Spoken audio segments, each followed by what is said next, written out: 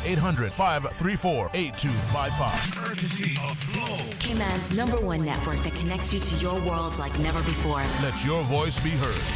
Once again, here's your host, Sterling Dwayne Ebanks.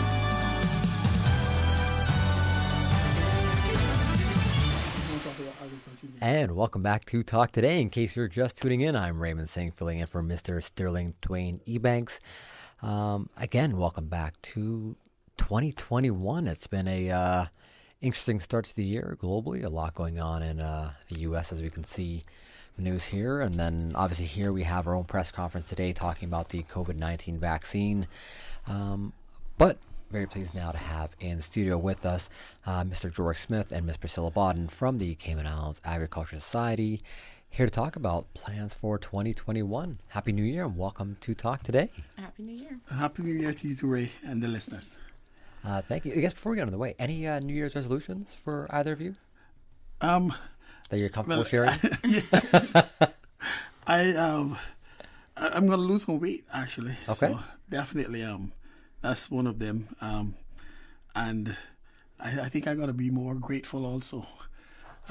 That's one of the things I think that, although I am grateful, but I need to be more, because I think when you look at how the Cayman Islands has fared, we all should be more grateful. Without doubt, So, absolutely correct. Definitely. Thank you. Priscilla, anything on your end? I guess more patience. Oh, I like that one. Yeah, that's a big one. I like that one. Just growing my farm as I'm a new farmer. So that's one of my Congratulations. major goals. That's two actually really awesome goals. I like the gratitude one. Gratitude is a very common, but you don't hear patience a lot. You hear gratitude a lot. You don't hear the patience one, and I haven't heard anyone yet say they're going to grow their farm. So I love it. Thank you so much for sharing. So we're here to talk about 2021 agriculture and game plan, the goals, and George, I'll put the spotlight on you and kick us off with what's the the general state of agriculture for this year. Well, Ray, we everyone knows that COVID-19 came in 2020, February 2020, and that was basically 2 weeks after the show last year. Yes, correct. And our farmers is like everybody else. Every other business has been feeling the pinch. Our farmers are no different. But with all of that, with the COVID and the passing of, I think it was Etta, right? Our farmers took a good hit. So basically, the board of directors of the Agriculture Society sat and discussed it over and over and over. And we decided that, with all of the regulations that, you cannot have more than 500 persons gathering at one time, we decided that we're going to cancel this year's agricultural show. It was not an easy decision, but, when we looked at it, we basically looked at it holistically, that we come this far, and quite a number of our farmers is at that tender age of 70 plus. And as they said, they are more vulnerable to the pandemic than anything else. So we took all of that into consideration. This would only be the second time in the history of the Agricultural Society that there was not a show. I know it's going to be a hard blow, but we didn't feel that we could live with ourselves if we had a show and there was an outbreak after. I mean, bear in mind, every other country in the world is having their second wave now. So, we looked at all of that. And, it is a hard one because, we are a non-profit organization which relies on the show. That's the main thing. But, we discussed it with our elderly farmers and they felt that was the best choice at this time. So that's why we did that. You can definitely sense the emotion in your voice as you talk about that. Because I was talking to Priscilla before the show, and the agriculture show for the community has a very strong emotional pull. It's not just about farming. It is such a wide, holistic event covering so many facets and so many generations there at one time. Definitely a very difficult decision. You can sense it in your voice as you were saying just now. And I'm sure I speak for most of the community, say it's unfortunate, but at the same time, in the same breath, a very responsible decision to look out for you mentioned the seasoned farmers who are in their late 60s and their 70s. Exactly. And being mindful of their health and welfare at the end of the day, and that of the greater community. Yeah, and I mean, let's be real. You know, I don't think there's too many people in the Cayman Islands that is 70 years old and doesn't have some sort of issues, whether it's pressure or heart issues or any other issue. And so basically, when we looked at that, and they are the most vulnerable anyway. Sure. You know, so basically we said, why would we have an agricultural show? I mean, the government, don't get me wrong, the government has done a tremendous job. I mean, when you look at where we are compared to other countries, right? So I don't, we looked at that and we felt that, you know, why come this far and then just throw it away just because? Because I mean, at the agricultural show, the gathering is close to 10,000. Yeah, and that's, you know, quite a lot more than just the 500. And you know, if you listen to the news briefing all the time, there's always new cases, and you know, like I said earlier, other countries is seeing their second wave now, which they're saying that is worse than the first one. I'm not saying that we have that here as yet. I hope we don't. But you know, that as yet part of the conversation. yeah. But as you all probably know, as we open up, there definitely probably will be more cases, and we just felt like we could put our elderly farmers at that risk. You know, that's a very fair point. You know, you actually, when you bring that up about the majority of the farmers being in their late 60s and 70s, are we seeing anything as far as a movement towards growing younger farmers? Mm-hmm. Is there a movement here in an education scenario that we can see happening in the future to really develop that love for farming? As especially like you for yourself, you're clearly not 70. Yeah. Even since COVID, we've had a lot of people come in to register to be a part of the society, even if it's for that guidance to grow in, you know, where do I start if I want to do farming? Like being able to come to the society, we can guide them in a way where this is where you start, this is how you do it. So that having that channel is always a best thing to have as an option for those as well. But it is growing. There are a lot of new farmers on board that are younger as well. So we kind of encourage everyone, even if it's a backyard farming that you want to do, you know, eating healthier and eat what you grow is, you know, the best way to be healthier. No, absolutely.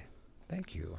I guess that is like the next big thing, is having that scenario where we're seeing, whether even co-op farming or however we have to see like the rise, where not that we don't need the experience of the 70-year-old farmer. Yeah. At the end of the day, without them, there's no education coming down the pipeline. Exactly. But at the end of the day, it is a very laborious task. It is a scenario where it is very labor intensive, and having younger generations, you know, take their part in it.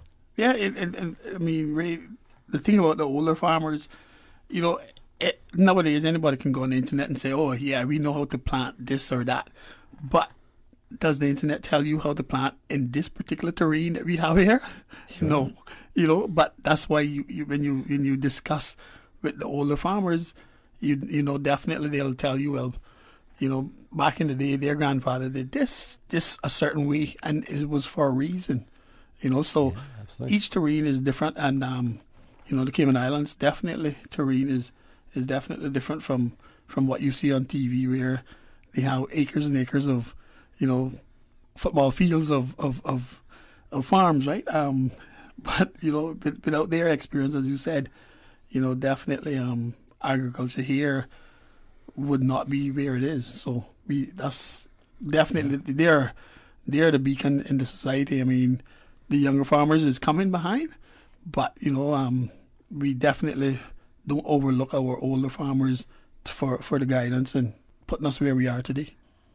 Very fair points. Now, with regards to the cancellation of the Grand Cayman show, so that's the Ash Wednesday show, which this year is not going to happen.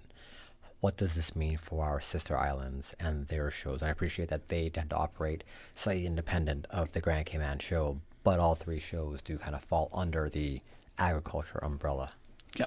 I think definitely the Cayman Brac and Little Cayman show will go on. And you know, with more restrictions. Sure. Obviously they don't have the size, you know, audience that we do. So definitely it's easier for them to control that side of it.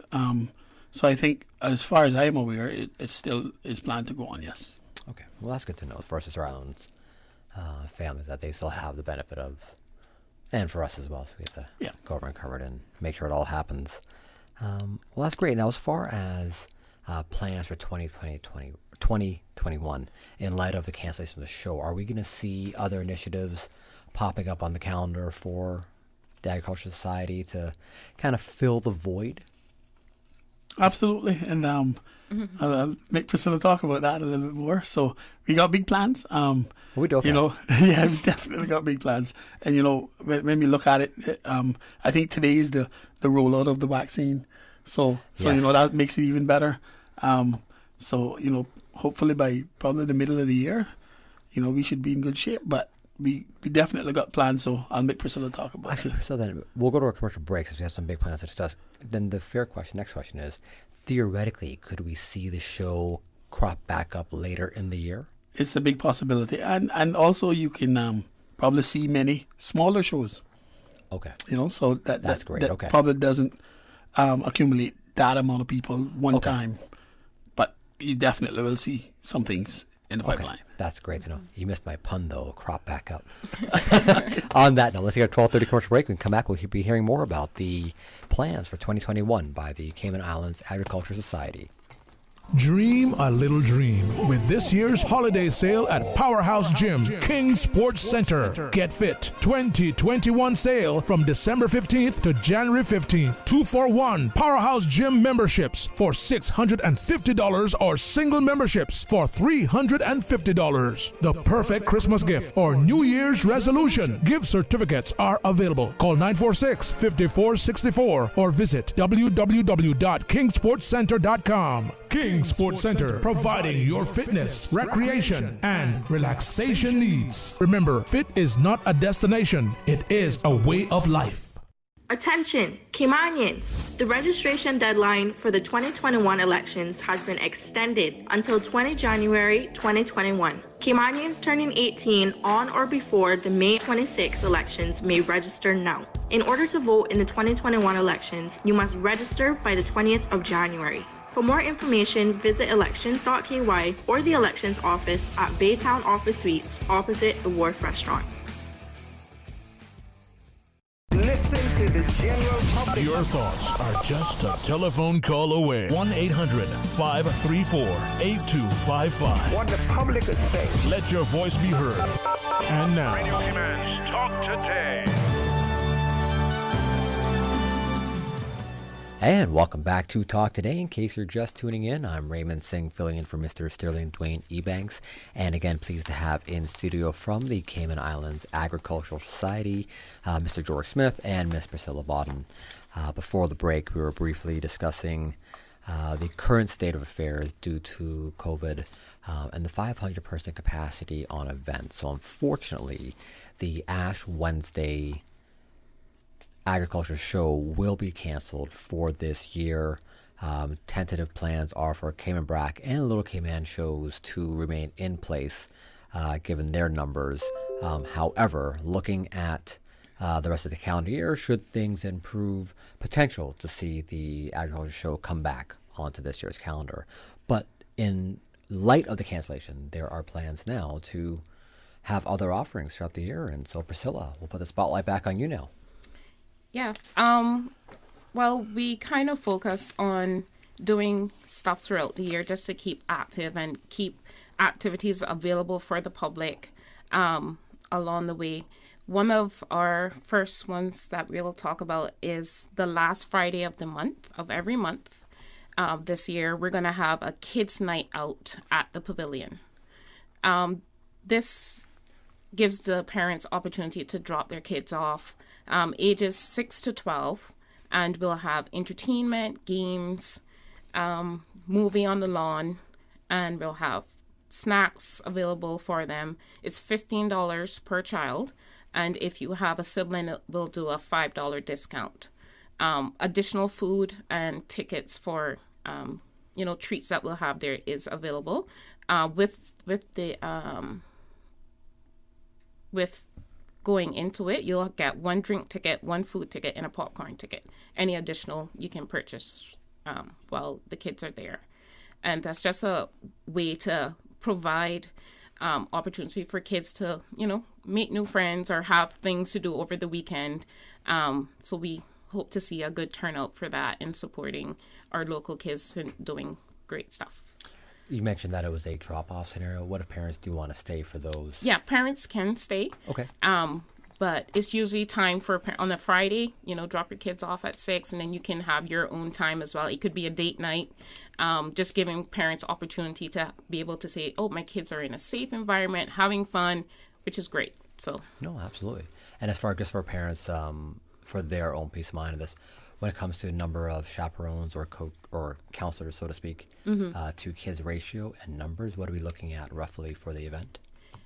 We're going to limit the registration to 50 kids at a time. Okay. And we'll have the proper support there, dividing into age groups as well, so that we kind of have different activities going for different age groups. We have stuff from little horse rides that we've purchased for the show that kids can ride on, karaoke. Little horse rides? Or yeah, like it's actually like a horse that kids bunks on, and you can ride it. All right, so it's actually a physical little horse. Yeah, like a toy horse. Oh, okay. Got it.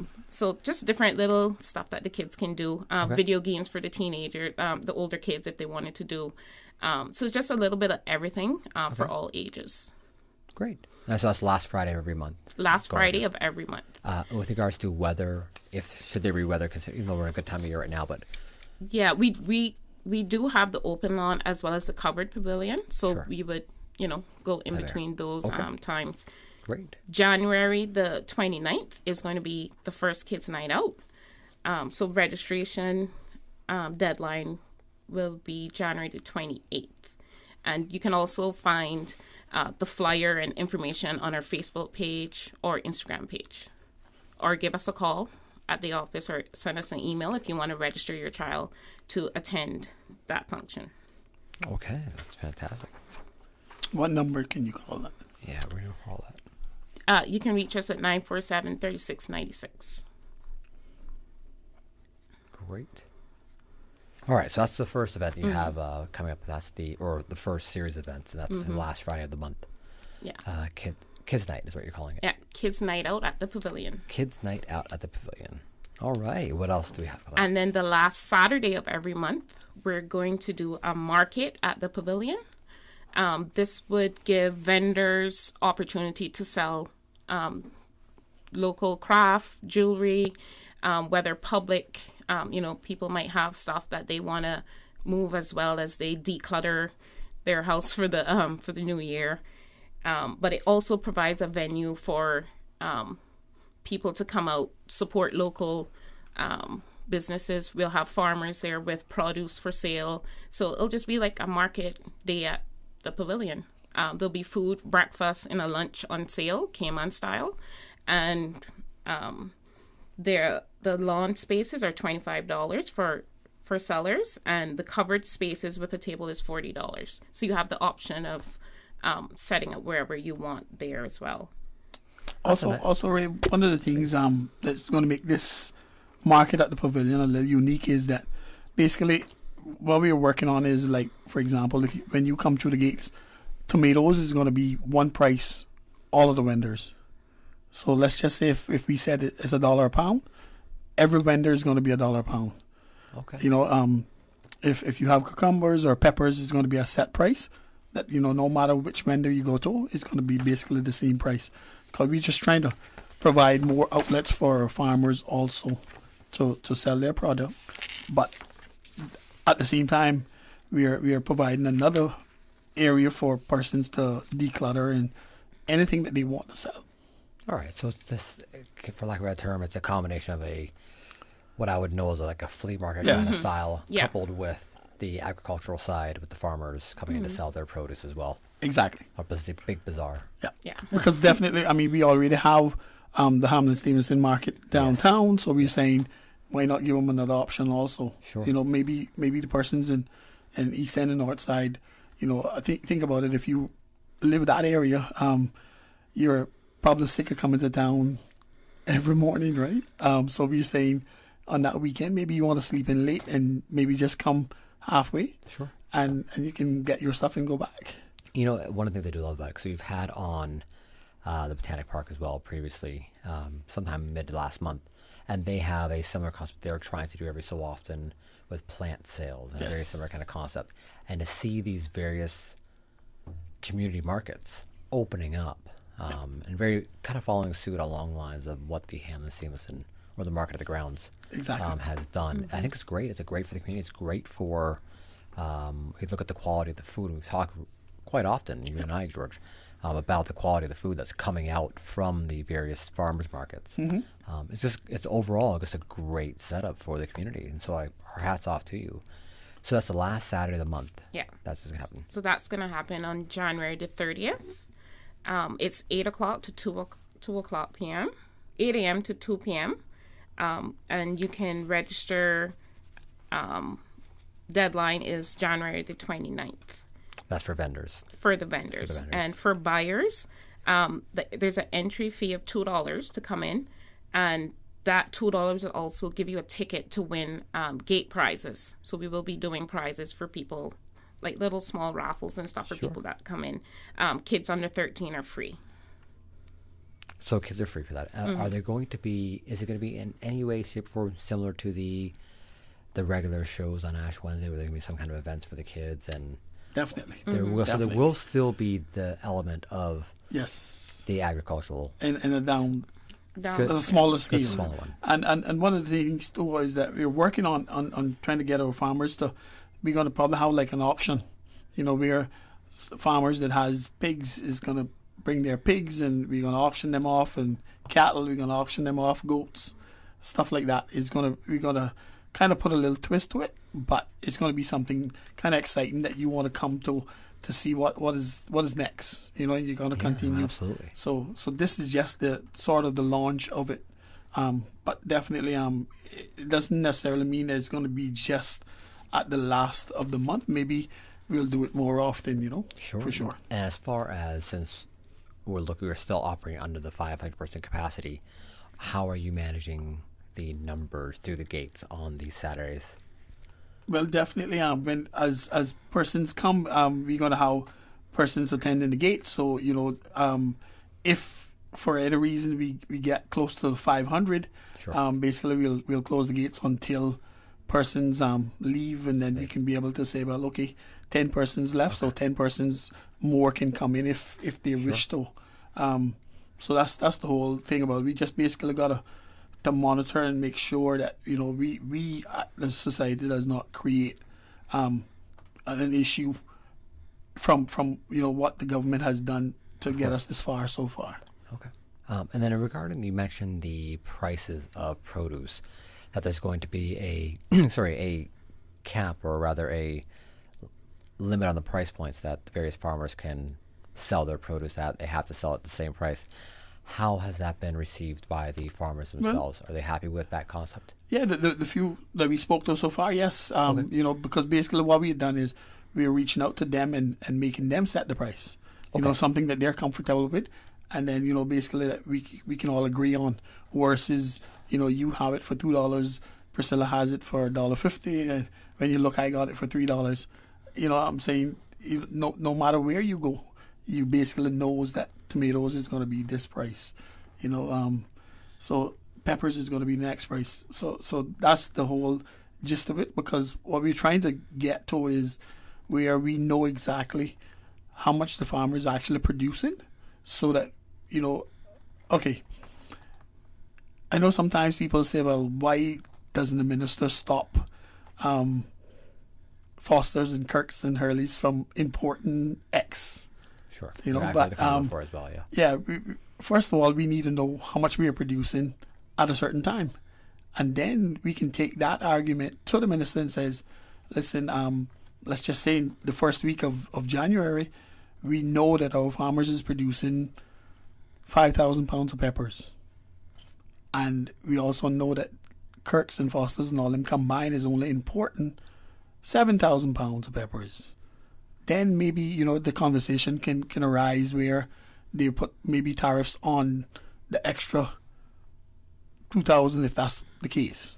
You know, so basically what we're trying to do is become more self-sustainable. And in order to do that is that you got to support our local farmers, but then at the same time, we're trying to make our farmers aware that if the price is not right, people will not support you. There's a delicate balance there, right? You do need to have, no one questions that we should be supporting local farmers, but you're absolutely right. In the same vein, everybody is still operating within a certain budget. Of course. And that budget is going to dictate at the end of the day, when it's all said and done, as much as we want to support. Exactly. If we cannot support because our price points are just not competitive, the reality is that's just not going to happen. And exactly. In that same vein, I'm hoping the farmers do all understand, and I'm sure they do, and get the economics of how people tend to shop. And I do like that you've gotten to that point where you're starting to really kind of ascertain where and how much can we produce at any point in the year, so that we can actually help the farmers. Yeah, because I think you know, if we know that, definitely, then we can start the conversation. Sure. You know, but without that, then, you know, basically, I'll just be coming to talk about what. You know, of course. I'm hoping and waiting, but definitely, I think that's the route that we're gonna go. Okay, for sure. That's fantastic. On that note, let's go to our 12:45 commercial break. When we come back, we'll be wrapping up our segment with the Agricultural Society and the rest of their 2021 agenda. I'll be back with more Talk Today right after this. UCCI students, have you registered for classes in the spring 2021 semester? Class registration takes place until January 8th. Classes start January 11th. Spring into action. Visit ucci.edu.ky/myucci. Call 623-8224 or email admissions@ucci.edu.ky for more information. Your Radio Cayman 6 p.m. news, Monday through Friday, is brought to you by Logic. Your life connected. Listen to the general public. Your thoughts are just a telephone call away. 1-800-534-8255. What the public is saying. Let your voice be heard. And now, Radio Cayman's Talk Today. And welcome back to Talk Today. I'm Raymond Singh, filling in for Mr. Sterling Dwayne Ebanks, and pleased again to have in studio Mr. George Smith and Ms. Priscilla Bodden from the Cayman Islands Agricultural Society. And before the break is kind of going through their list of new activities lined up for 2021, including a Kids Night at the Pavilion on the last Friday of every month, kicking off on the 29th, and then the Market at the Pavilion on the last Saturday of the month, starting on January 30th. Priscilla, you do have a fitness challenge as well, which is part of your 2021 calendar. Tell us about that. Yeah, so you know, a new year often signifies a fresh start for many people. For some, this means setting health goals such as losing weight, following a healthier diet, and starting an exercise routine. The Society has created this seasonal fitness challenge that will be supported by a team of nutritionists and professional fitness trainers to assist each participants achieve their weight loss goals for the challenge. So we have a winter, summer, spring, and autumn challenge. So this is spread out throughout the year, and it gives the opportunity for people to continue not only in the new year, but throughout the rest of the year. And by doing that, having a great support team to educate people, because we all start it and then we might fall off, or as it might be like the lack of not knowing what to do, what should I eat, how to do the proper exercise, how much exercise do I do. We wanted to be able to create an avenue where we had professionals come on board and say to everyone, this is what we should do and how to do it, and help us do it along the way. So this fitness challenge for the winter is going to registration is going to start January the 11th. We're going to limit to the first 75 people that register, ages 18 and over. This will be held at the Agriculture Grounds. It's $50 to enter each challenge. Along the way, we'll have exercise classes 2 to 3 days throughout the week at the grounds. And this could be series of boot camps or dancing away, doing Zumba. There's different fun ways that we're going to put together with our experts to help people lose the weight along the challenge. And each exercise class will be $15 additional if you choose to do it, or if you choose to do it on your own. We'll also have local green juice for $5 after the workout. And those produce is going to be supplied by our local farmers. So it's fresh, organic fruits and vegetables to make the juices with. And that's support from our farmers. So that winter challenge is going to be from January the 18th to February the 28th. Just for clarity, when you register, it doesn't mean that you have to come to the agricultural pavilion every day. Mm-hmm. Basically, you register. We know, obviously the fitness experts is going to check your body mass and weight, and then a week later you're going to come back in and weigh in. So basically you can go off and do your own thing. Sure. And we just putting options there that if you wanted a personal trainer, that would be available 3 times a week also. Okay. All right, so persons don't need to say, well, I have to go there every day. No. Mm-hmm. Sure. They basically just weigh in and then they can go off and do their thing. Sure. And at the end of the day, they'll weigh them and know basically who lost the most weight. Sure. And they would be the winners. That's it. Yeah. So we have a biggest loser prize of $500 cash. And then we'll have a second prize with 3 hours with a personal trainer. And then a third prize with a fitness watch. Okay. So those give people motivation as well to, be supported throughout their New Year's resolution, because people might have already started, and it's just, the support along the way is what we're trying to do to help people eat healthier, be healthier throughout the New Year as well. So the $50 registration fee to enter into the contest, what does that cover for people that do want to enter? Is that just to be part of the weigh-in process with the trainers? Mm-hmm. Okay. And then as far as you mentioned, it's $15 per class. Mm-hmm. And there's green juice provided at the end of the class. Yeah, and we also have an expert there at the time of registration and weigh-in that will give a little lecture about foods that you can eat. We also have options where they can get a specific diet plan of meals throughout the winter course challenge that can help them if they want to stick with it to do it as well. So they're actually provided with a meal plan as well that they can follow along with. And then where are the trainers? Are they with local gyms, or who are the trainers and where are they from?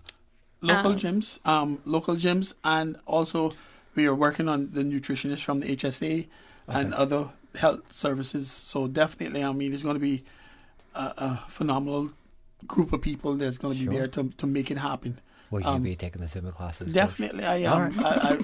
2021 is, I always told people I'm going to have a beach body by the end of the year. So you need a goal. Any goal setter will tell you, or any planner will tell you, if you want to achieve any kind of measurable target, you have to have some kind of goal and actually speak that goal into being. And George has spoken his into being live on Radio Cayman. Right? He's going to have that beach body by the end of 2021. Raymond, before we go, I just want to, thank the Honorable Premier and his government for all of the support that they have given to the farmers. Sometimes, we all have a tendency to bash people, but I must say, personally, we feel that the government has done a tremendous job in keeping us safe. If you look around the island, it seems like as if there's no COVID here. People is going about doing their own thing compared to other countries. And on behalf of the farming community, we definitely want to thank the Honorable Premier and, the Minister, Ms. Juliana O'Connor-Conley, for their continuous support for the farmers. Because right now, the farmers is getting a stipend, I would say, where they're getting some assistance from products that is provided by the Department of Agriculture. And they're very grateful for that. And I think that personally will put farming to another level, after the end of it, but I know the farmers wanted me to reach out to them and let them know how grateful they are, and thanks for all of the support, because they obviously the government is the biggest sponsor for the agricultural show, and they have been very, very supportive from the get-go, and because of COVID, I cannot sit here and tell you that they have not supported us. So I definitely wanted to give a shout out to them and just appreciation for all that they have done for us. That's fantastic. Thank you so much for that. And I'm sure the farmers would echo everything you just said. It's because the government has been very supportive of local farming and agriculture across all three islands. Yeah, very much fair. So. And Raymond, sometimes we all sit down and says more could be done, right? But I mean that's just life. But we at the Agricultural Society understands that there's Meals on Wheels, there's other organizations that needs assistance also, and we know that the pie is a certain size. And I mean, think about it. Our mean bread winner is financial services and tourism, and obviously for the past 10 months, we have not had any tourism here per se. So definitely we do appreciate their continued assistance and support. That's fantastic. And then when we talk about the stipend area, if you don't mind clarifying, you mentioned there's a stipend for plants as well and feed. Is that what you mentioned? Yeah. Basically, okay. How it is that anything that the department provides right now, the farmers can register and receive a certain amount of that, right? And so what I'm saying is we know that the stipend will not last forever per se, right? But the goal behind it is that when it is finished, the farmers will be producing more. So then definitely the Cayman Islands will become a little bit more self-sustainable at the end of the day. At the end of the day. Yes. That self-sustainable word, so we have a few minutes here on the show. Do you think we'll get to the point within our own that we're self-sustaining in our production capabilities of any of the agricultural part, whether it be livestock, whether it be plants? Is there a time you see that happening? Yeah, definitely. I think I'm not going to sit here and tell you that we're going to become 100% self-sustainable on everything, but I see it where in the near future we are going to become self-sustainable. For example, in eggs, I don't see any reason why we can't reach that goal shortly. That's fantastic. But pertaining to livestock, pigs and cattle, which you need vast amount of land to basically produce that amount of animals that we would need in order to be self-sustainable. But our goal is, this is our motto. Basically, our motto is to say that we know that we can do better than we are doing, and that's why we're trying to at least as they say, leave whatever you find better than how you found it for the future generations. Because at the end of the day, we live on an island, and everything is limited. And it goes with our agriculture theme as well that continues on for the next 2 years, agriculture for the future. And supporting local agriculture is the long-term solution. So the more support that we can give each other locally will help the community grow on a whole as itself. So if anyone's listening and they're interested in farming or want to get their hands on to something new and different that also will benefit you in the long term or your family, give us a call and we can set you up onto the right direction of helping the island be more sustainable. And what is that contact number again? 947-3696. And if people do you have a website for the society? Our website will be launched actually February this year, so people will have access there as well. But they can check us out on Facebook and Instagram for all of our latest news that is happening right now. And the advantages to becoming a society member, what are those? Definitely, I can tell you that.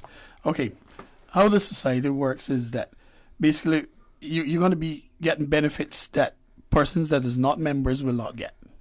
Okay, that's the first thing. You'll get information at your fingertips. Everything that is happening in the farming world basically our farmers will be aware of what's going on. All right. So what we're trying to do is we're trying to sort of build this cohesive unit where, you know, if you are having a problem with your tomatoes and she's having a problem with her peppers, basically we can have that discussion that, you know, you can resolve those issues with, you know, by just picking up the phone or WhatsApping each other. So basically that's the goal, and the society's role is basically to become one voice for the farmers. So if they're having issues, you know, like why we always say, call Priscilla. Priscilla is going to definitely get it in black and white, and we are going to channel it through the necessary channels in order for you to get a result. You know, because we know that farmers do have issues, but if we don't know what the issue are, how can we resolve it or help you resolve the problem? And then, you know, sometimes people go in and bash the government because of this or that, but they didn't know what your problem were. So, you know, that's what we're trying to be, that, you know, that little conduit that, listen, you know, you let us know and we definitely will come back, come back with answers to your questions. Sure, so you're the lobbyist for farmers. Exactly. And at the end of the day, you know, it's sort of, I wouldn't say is a co-op, but, you know, instead of going to 100 different people, you're basically going to one. That, you know, if there's a problem, boom, and she can disseminate information to that 100 or 200 persons. Absolutely. And is there a cost to be a member of the society? It's $25 per year. Per year. Mm-hmm. Okay, that's great. And just to close up with also our meetings is the second Tuesday of every month, 7:00 at the pavilion. So any persons that are interested in coming just to listen to what we are discussing or wants to be a member, please feel free. It stays the Watler Pavilion, where the normal agricultural show takes place. And that's the first Tuesday of every month? Second Tuesday of every month. At 7:00. At 7:00. That's fantastic. George, Priscilla, thank you so much again. Again, on behalf of the community, we are very sorry that the Ag Show is not going to happen on Ash Wednesday, but hopefully if we continue on the path we're on, we might see it come back into later this year. And worst case is we all go over to the Sister Islands and enjoy it with them. Yep. Definitely. Thank you so much again for coming in, and all the best with the new events for 2021 and the beach body. Thank you to Ray and Radio Cayman for giving us the opportunity to air our issues and concerns. Thanks Thank you very much, George. On that note, we're going to go to our 1 p.m. headline news. When we come back, we'll be sitting down with none other than Mr. Ralph from the Camangan Times. Back with more talk today, right after this. Community radio with a different appeal. The voice of the people. Security through adversity. Stuck on you. Radio for all time. You're listening to Radio Cayman, the voice of the Cayman Islands. Today's biggest news. Radio Cayman. It's only 2 species that we have here on the island. Your voice, your choice. It is in the best interest of the people of these islands. Local, regional, international. This is Headlines from Radio Cayman's newsroom. Today's biggest news. Her Majesty's Cayman Islands Prison Service has confirmed that applications for pre-discharge leave under the terms of Section 30, Subsection 2 of Prisons Law were received on behalf of Skylar Mack and Vanjay Ramjeet. The applications were considered by the Office of the Director of Prisons and approved subject to compliance with specific license conditions. Both will be released from prison on January 15th, and Ms. Mack will depart Cayman that same day. At that time, both will have completed their sentence in accordance with Cayman law. Neither have received any special dispensation. Good afternoon, I'm Dion Anglin with your headlines. In news elsewhere, at least one person has been killed and 3 others injured after ice collapsed from a frozen waterfall in Russia's Far East. A rescue crew was sent to the 131 feet tall Viluchinsky waterfall in the Kamchatka Peninsula after 4 people became trapped today. All were pulled from the ice, and a boy and his father were flown to hospital. The Oxford AstraZeneca COVID vaccine is being rolled out to hundreds of GP-run vaccination sites in England as part of the biggest vaccination program in NHS history. The aim is to offer jabs to most care home residents by the end of January. By mid-February, the target is to vaccinate 13 million people in the top 4 priority groups. That's a wrap of your headlines. I'm Dion Anglin. For the latest in news and information, Follow Radio Cayman on social media, Facebook, Instagram, Twitter. Download the Radio Cayman app or log on to our website, radiocayman.gov.ky. your voice, your choice, your radio. Listen to the general public. Your thoughts are just a telephone call away. 1-800-534-8255. What the public is saying. Let your voice be heard. And now, Radio Cayman's Talk Today. And welcome back to Talk Today. In case you're just tuning in, I'm Raymond Singh, filling in for Mr. Sterling Dwayne Ebanks. And reminder to all of our listeners, we will be going to the 2 p.m. Press conference in relation to the COVID-19 vaccine at 2 o'clock today. Now, very pleased to have in studio local media guru and entrepreneur, Mr. Ralph Lewis from the Caymanian Times. Welcome to Talk Today. Thanks for having me, Ray, and good afternoon. It's great to be here again. Thank you so much. With that introduction, Caymanian Times has filled a very big void in the community. I think many in the community will speak to that. Since you are in the media, yes, we've been seeing nonstop coverage of the unfolding circus. Can I use that word?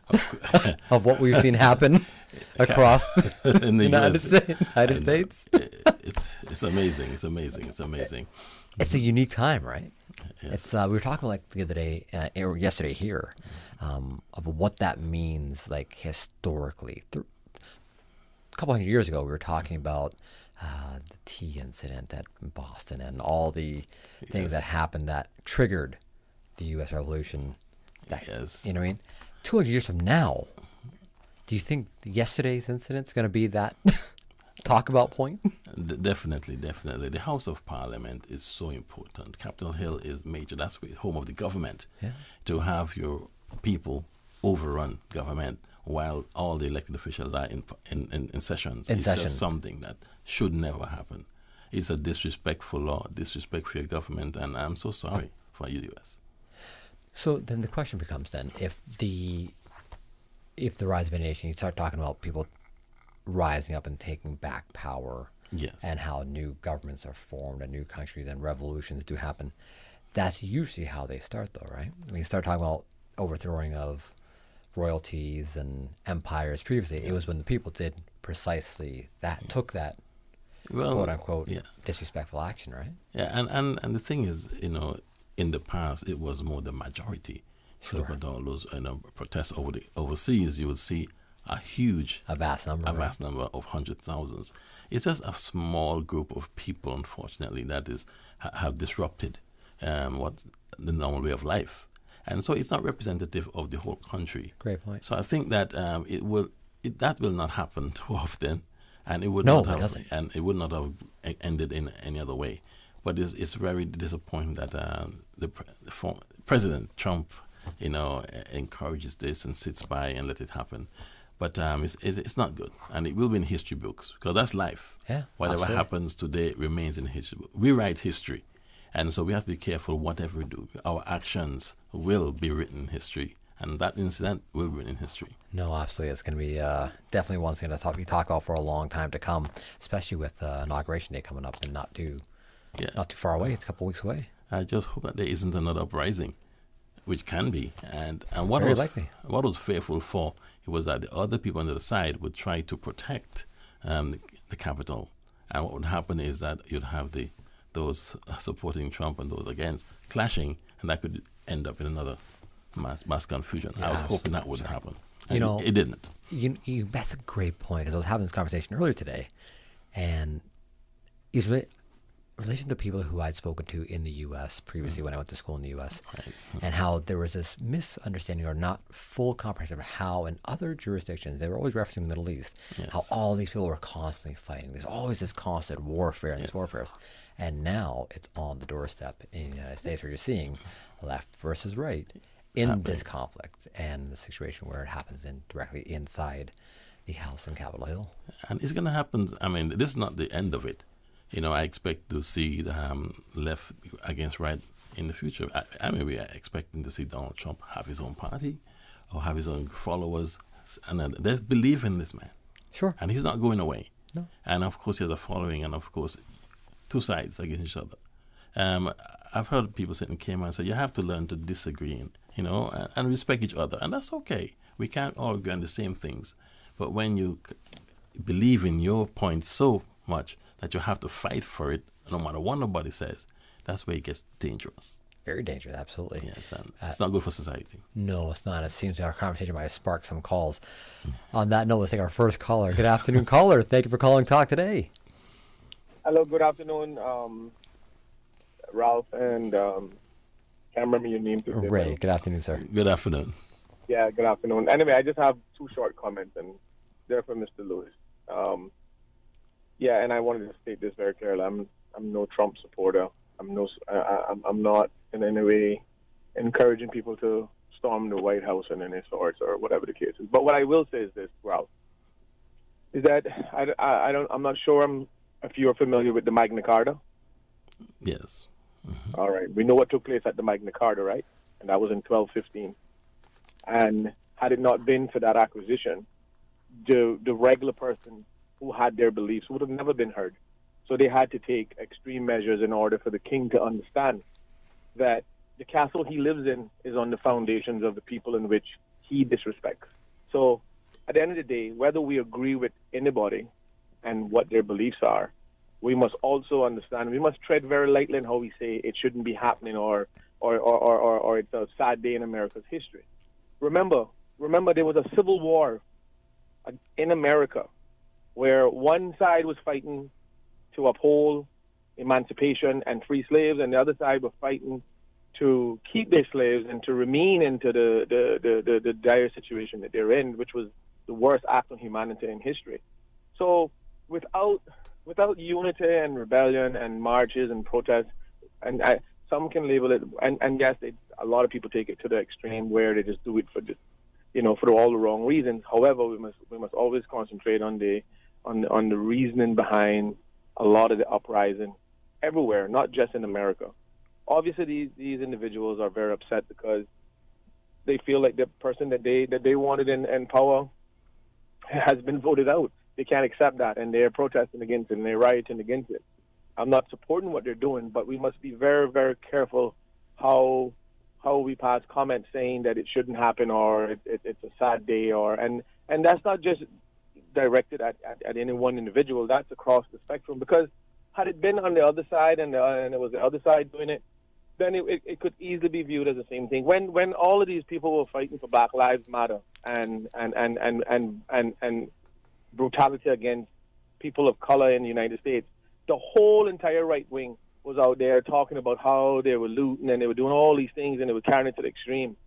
I want to know how America is going to digest now that they're white, racist, supremacist people who are now fighting for what they believe in, and it's unfortunate, right? But we've seen these things unfold, and there's no real balance with it. So for me, I listen to all of these things to try to educate myself. But whenever we see a group of people stand for whatever it is they believe in, whether we agree with their beliefs or not, we must understand the power of unity and marching and protesting against anything we believe in, because at the end of the day, those events is what carved out the environment that we currently live in, and it's still not ideal to the regular. I mean, it's not suitable for everybody. You can't please everybody. I personally would say this, and I know a lot of people will raise their eyebrows, but you know what? If the leaders and the politicians in America didn't see this coming, then they were naive and gullible, because they had to see this coming. They had to have seen this coming. They had to have been prepared for this, simply because we've seen the events that led up to this, and no one done anything about it. They knew that this was coming. So at the end of the day, I think that America of all the places in the world who are self-proclaimed as the best country in the world, has gotten a sobering reminder today. These last couple of days is a sobering reminder to the rest of the world that they ain't even remotely the best country in the world. So anyway, I'll leave you guys with that and listen, and always a good conversation. Thank you, caller. Thanks for the call. All right, so we'll actually change the topic here, because we actually didn't invite you in to talk about the United States, but it was a great segue into, you're the media guy, right? Well, it's happening events. And, we can't shy away from it. No, everybody has the right to have their own views. Absolutely. And give feedback accordingly, and I welcome it. And so therefore, as being in media, you have to be open to this, constructive conversations. You do. You have to actually be able to foster that yes. conversation, right? It's not even just have an opinion on it. Everyone can have an opinion. And it's, can you actually foster that conversation and keep a neutral standpoint? Well, I've had to learn, and I've learned to listen well. And I don't get upset or get emotional or get personal with someone's views. And that's very difficult for some people, but I've learned how to deal with it. Good for you. Yeah, that way, because I was actually having another conversation with one of our staff here today about the media industry and young reporters coming up the pipeline, and just a void in young reporters coming up the pipeline. Yes. What do you think draws that void being there, that we don't have many young reporters, companion reporters, coming up the pipeline? What can we actually do to actually rectify that one? Well, the media in the Cayman Islands is very challenging, sure. And I will use my experiences. You have to be so careful what you say about who, and you might have your own views, but as a young reporter coming up, you got to be mindful of who you report on and what you say about them. And to be independent and really be able to talk your mind, you need to have some strong backing, some support, not only financially, but established. And any small and any young journalist coming up in our environment needs to feel confident that, okay, I can speak my mind, I can cover my things without having any kickbacks or without losing my job, without someone calling my employer and saying, you know what, get that reporter off the radio. And that exists, has been there for some time. I'm not a news reporter. I'm a banker by profession. I ended up in this business 8 years, and I've learned quite a bit, and I've seen quite a bit. And that's one of the challenges. But for this year, and I had one of those dreams, you have to stand up and fight for what you feel like, and you will see that the tone of my newspaper is going to change a bit. And I'm going to speak out a lot more and ask the question needs to be asked. And we've heard that, okay, you guys are so easy on the government when you go to the press briefings.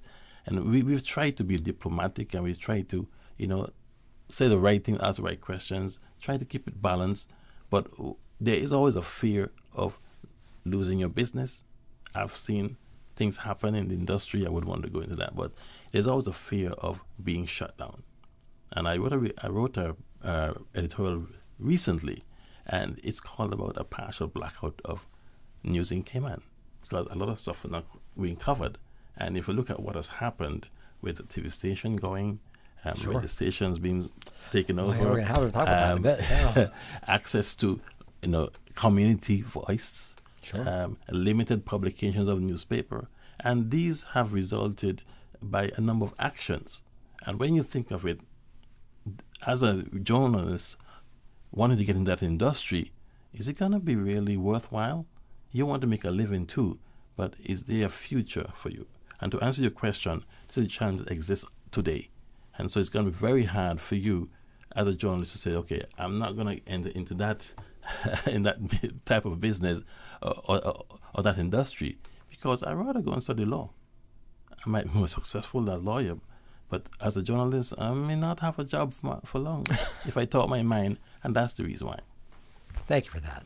On that note, let's go to our 1:15 commercial break, and it looks like we have 3 more callers lined up. Since you're in the hot seat, I think they're all looking to talk to you today. Back with more Talk Today right after this. Maintaining a strong mind and body through sports and general healthy living is a good course of action. But what about your spiritual man, your inner man? He has to be awakened, fed, exercised, strengthened, and led according to the will of God. So, have you heard the call? I'm evangelist Brother Joseph Joey Ebanks, and I'm inviting you to worship Wednesday and Thursday nights at 7:30. We are bringing the Word of God to our communities as Jesus commanded. Faith comes by hearing, so come and hear. Bring your own chair or simply park and listen to the Word of God from your vehicle, covering the Cayman Islands with the Word of God, one community at a time. Have You Heard the Call will be at 135 School Road next to Rehoboth Church of Pastor McField, January 13th and 14th, 7:30 p.m. The Cayman Islands government would like to remind the public that e-services are available for vehicle license renewal, trade and business licensing, police clearance, and other transactions. Skip the line and apply online. E-services are user-friendly, efficient, and most important, you can apply and pay from the comfort of your home. Visit eservices.gov.ky. During December, CUC's subcontractors UMC and PSEL will be conducting aggressive tree trimming between 9 a.m. and 2:30 p.m. on Northward Road and several side roads. Due to excessive growth, the trees and vegetation in the Northwood area have become an imminent safety hazard to power lines and must be trimmed back immediately. Motorists have been asked to exercise caution and due diligence when driving in the Northwood area and be on the lookout for the bright orange utility work ahead signage, as there will be temporary lane blockages and traffic management in place. CUC is responsible for providing safe and reliable electrical service to Grand Cayman, and to satisfy this responsibility, it is necessary to ensure that trees and other vegetation do not obstruct or interfere with power lines or constitute an unacceptable source of danger. Landowners are reminded that it is their responsibility to maintain the trees and vegetation away from power lines on their properties. Subsequent tree trimming by CUC will incur a cost, and this cost will be charged to the landowners. For more information, contact CUC's customer service team at 949-5200 or email service@cuc.ky. Radio Cayman Super Jam Show, the #1 drive time entertainment show on your radio. Enjoy a mix of pop, hip-hop, dancehall, urban gospel. The Super Jam Show is brought to you by these kind sponsors. The Cayman Islands Football Association, CIFA, building a better future for Cayman football. Cayman Insurance Center. Don't take chances with your family's future. The University of the West Indies Open Campus. Find your place in the Cayman Dream today. The UWI Open Campus, on-site, online, and on demand. Visit open.uwi.edu. Call them today at 946-8322. Train with Dre. Train with Dre's lunch weight loss program. Get your meals right and lose weight today. No excuses, no gimmicks. Call Dre today at 928-3420. The Super Jam on Radio Cayman. The #1 drive time entertainment show on your radio.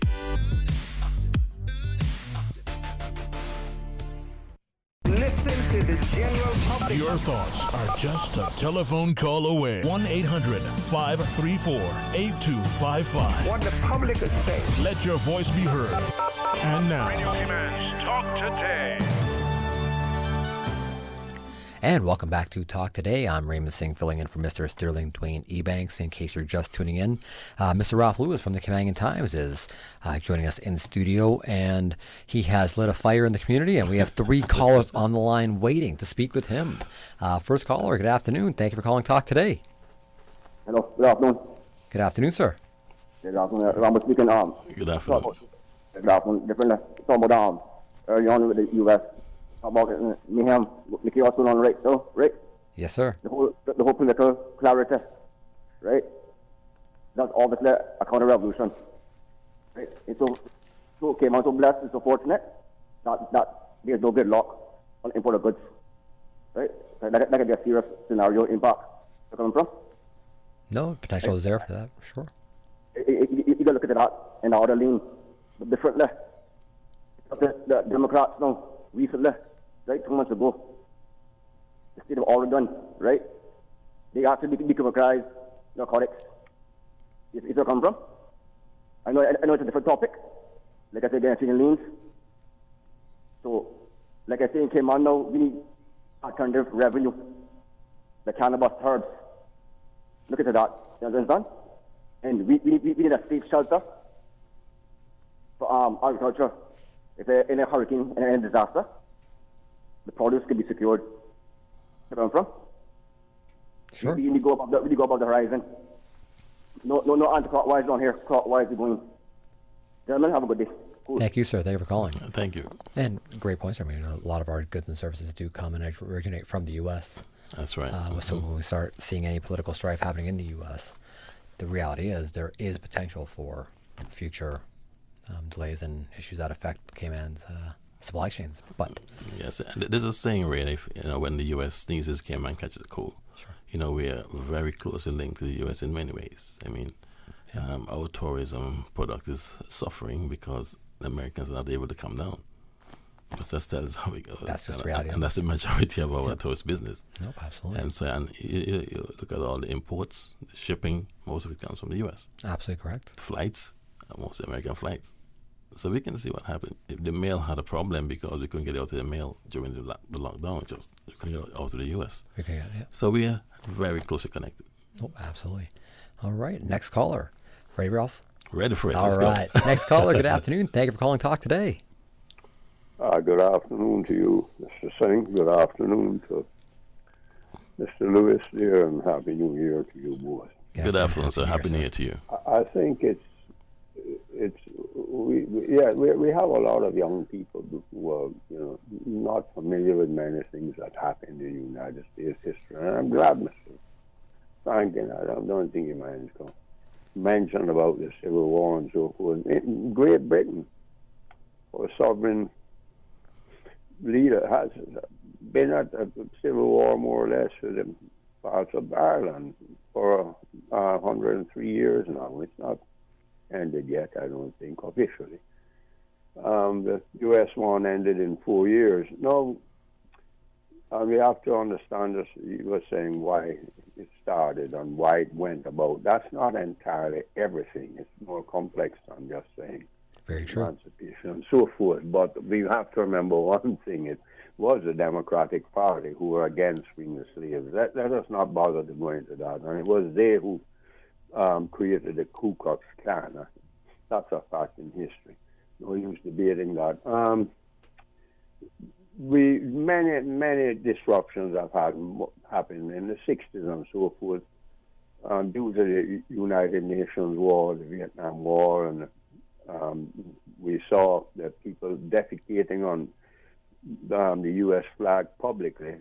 I remember that very well, and burning the flag and so forth. And we had a former president who was involved in burning flags in his university days with crowds who were burning flags, William Clinton, and so forth. We have to understand that there is a struggle with the liberal ideas and the conservative right-wing ideas. It will always be so in the United States. We saw what happened with one, in my estimation, one of the very best, and in a lot of people's best presidents the United States has, Richard Milhous Nixon, for a capable man. And he achieved more in his 5.5 years than many presidents would have achieved in 3 terms, possibly. But it was brought down politically also by a very zealous ultra-left-wing journalist. You're talking about journalism. Bob Woodward initiated that. It was strictly politics. And then he was, forced to resign and so forth. But whether you agree or disagree with the whole thing, is that what replaced him or who replaced him was a very ultra-liberal person. And that person created the Iran that now exists, which is an extremely oil-rich terrorist nation. And so people might be, who remember all this, might be afraid that this might happen again. In this day and age, with that happening, with the Chinese now showing their repressive ideas again, and we see more control and more repression of their satellite countries, that this can be a very dangerous thing to happen right now. So there will be this sort of right-wing and left-wing actions going on. We will see what happens with Mr. Biden if he tends to show some sort of let us, not go this total liberal idea way with abortion on demand and everything that you want, and everything that the beautiful Hollywood people back them up. You have to come in and rein in on them. Do you have the strength to stand up to them and say, no, we have to keep America, or it was the unions safe and so forth? But let us not think that this is any new thing or anything. As it is, mercifully, the U.S. solved it in a little while, and it didn't, blow up into what would happen in Europe and in many of those countries, and especially in Africa, where you have killings every day and so forth. So, let us be thankful that the U.S. is still held together. It's 50 different countries, really, 50 different presidents called governors under one president, the U.S. president, and it still holds together after all these many years and through many things, and having to go to other nations and help them through their strikes, because we know what happened. China would have been annihilated by the Japanese if it wasn't for the U.S. That's true. And Caller, what did they do? Caller, we're going to have to ask you the Korean War. Thank you anyhow for listening to what I'm saying. It is a matter of journalists taking, I put it simply this way, either a stance for the conservative approach or the liberal approach. Even here in Cayman, do we have the courage to be those kinds of journalists? I would leave that with you all. Have a wonderful day. Thank you so much, caller. We appreciate that. Thank you, too. Ralph, any quick comment there on... Nothing on this one. I will say I always appreciate Mr. Russell calls in. He's a wealth of history. Our first caller referenced the Civil War and the racial standpoint of that war. Unfortunately, what is left out of that conversation when we start talking about the Civil War is the economics that drove the decisions for it. Many people believe it was one group didn't want slavery because of a race factor, and one group did want slavery because of a race factor. And left out of the conversation is the economics behind why that was the case and the land that was involved in it. On that note, let's go to our 1:30 commercial break. And when we come back, we do have two more callers waiting to get to you, Ralph. Back with more Talk Today right after this. Do you have a passion for cake decorating or doing vegetable carvings? Register now to UCCI's Continuing Education Food Courses. In 10 weeks, students will learn how to bake and acquire various techniques in icing decoration or to turn fruits and vegetables into beautiful garnishes and bouquets. Classes start on January 18th. Register now on our website at connect.ucci.edu.ky/register/short courses. Or visit us from January 6th to the 12th for face-to-face registration. The road to becoming a British Overseas Territories citizen just became a lot smoother. You can now apply online at online.odg.gov.ky. If you or someone you know needs to be naturalized or registered as a British Overseas Territories citizen, or if you are a citizen and need to replace your lost or damaged certificate, complete the process at online.odg.gov.ky. The Cayman Islands Chamber of Commerce Pension Plan. We're here for you. We are a not-for-profit, member-centric plan with a democratically elected volunteer board of trustees representing all sectors of the Cayman Islands economy. We have an all-in expense ratio of less than 1%, over 20,000 members, and $490 million in assets under management. We were the first multi-employer pension plan approved by the regulator in the late 1990s, and today we are still strong, secure, and are here for our employees and employers alike. If you would like to join or require further information, visit chamberpension.ky. And for information as it happens, follow us on Facebook, LinkedIn, or Instagram. Email admin@pensions.ky or call 745-7630. The Cayman Islands Chamber of Commerce Pension Plan. We're here for you.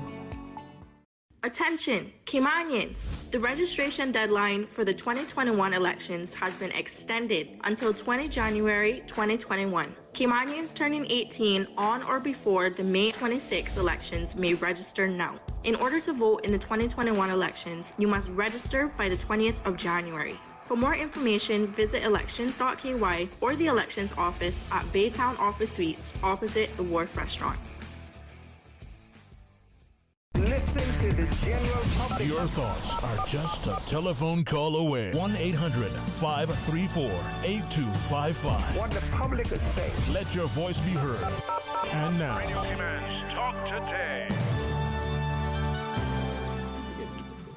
And welcome back to Talk Today. In case you're just tuning in, I'm Raymond Singh, filling in for Mr. Sterling Dwayne Ebanks, and in studio, Mr. Ralph Lewis from the Caymanian Times. We'll go right to our next caller. Good afternoon, caller. Thank you for calling Talk Today. Good afternoon. Good afternoon, sir. Thank you for calling. Happy New Year.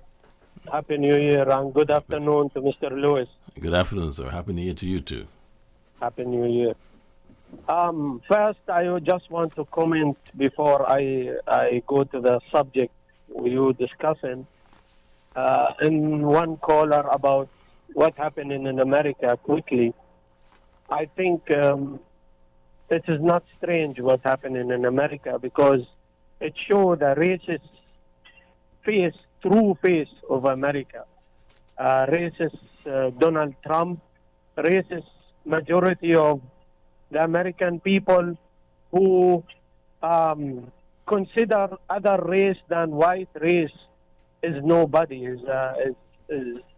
They racist against your religion, your color, your African Americans in America. They are suffering. This is not new. So the people who surprised of this demonstration of those racist Americans, this is not something new. We in Middle East know about America a long time. We know the true ugly face of America long time. It seems there are some people in this island, they worship Donald Trump. So I'm going to make for them a status so they can worship Donald Trump. Unfortunately, sadly, those need the new facility in East End. Then we need to send some of them to the new mental facility there in East End so they can wake up and know the true face of America. All right, caller. On that note, if you can jump into your point on that note. Yes. And the issue of journalism and freedom of speech. And yes, sir. I think maybe Mr. Lewis know about my story a little, and others who in this island know that no one in this island speak freely more than me. And I don't scare to speak freely because they don't know 20 years ago, before I come from Middle East, I've been tortured for my opinion. You know what is meaning of torture. So it will not afraid me that Bruce Smith, the chief immigration, called me 3 times, threatened me why I speak in the radio. That's never afraid me. They deny my status, never afraid me. They prison me 4 days. It never afraid me. It will not afraid me because I will speak even if the whole government stand against me. I'm not afraid of the government. I will never afraid of the governor. I don't afraid of anyone, whoever soever, because I born free. That's a lesson I want some people to learn. I born free, and my opinion free, and it will stay free. And I think the journalists in Cayman, they need to learn. They need to come and sit down with me and learn the things I know in life, that you have to speak freely. You have to speak freely in this island because, as Mr. Lewis said, there is so much being covered. But they can't cover it from me because I know what is underground in this island. I know everything happening. And I will speak. And I'm not afraid to speak. I will never afraid. Caller, thank you so much. We do have only a few minutes left in this segment, but just to wrap up your point was that essentially the journalist should have and should be able to speak freely, free of repercussion. Yeah, but we don't have democracy in Cayman, unfortunately, to speak freely. Well, I wouldn't jump that far, but we do have a democratic system. But I understand your point. I don't see that our democracy grow here to the limit that there is freedom of speech and you have to pay a price. Mr. Lewis, journalist, he know if he write against any minister tomorrow, something serious, he will be shutting down the newspaper the second day. Caller, on that note, thank you so much for calling in. Appreciate it. So to his point, and similar to a point that was referenced earlier, the reality is free speech is still in existence, but there's not a freedom from repercussion from free speech, and that's the reality of any free speech. clause. No one says that you can't be punished for, you can go out and say whatever you want. Doesn't mean you cannot be held responsible for the statements that you make. Yes, and you as a journalist, you have to be responsible on your reporting. You have to be accurate. You have to stay away from spreading rumors and innuendos and that. And you have to understand that the way you write or produce a story can sort of lead to speculation. Absolutely. And it can incite certain actions that you may not want to. So there's responsibility on how you report and what you report. But also there are certain things that you need to report on. And I'm not saying we can't say what we have to say, but we have to understand that there are consequences. And there's consequences that we may not expect or we should not expect. But things happen. And I always say it's a business.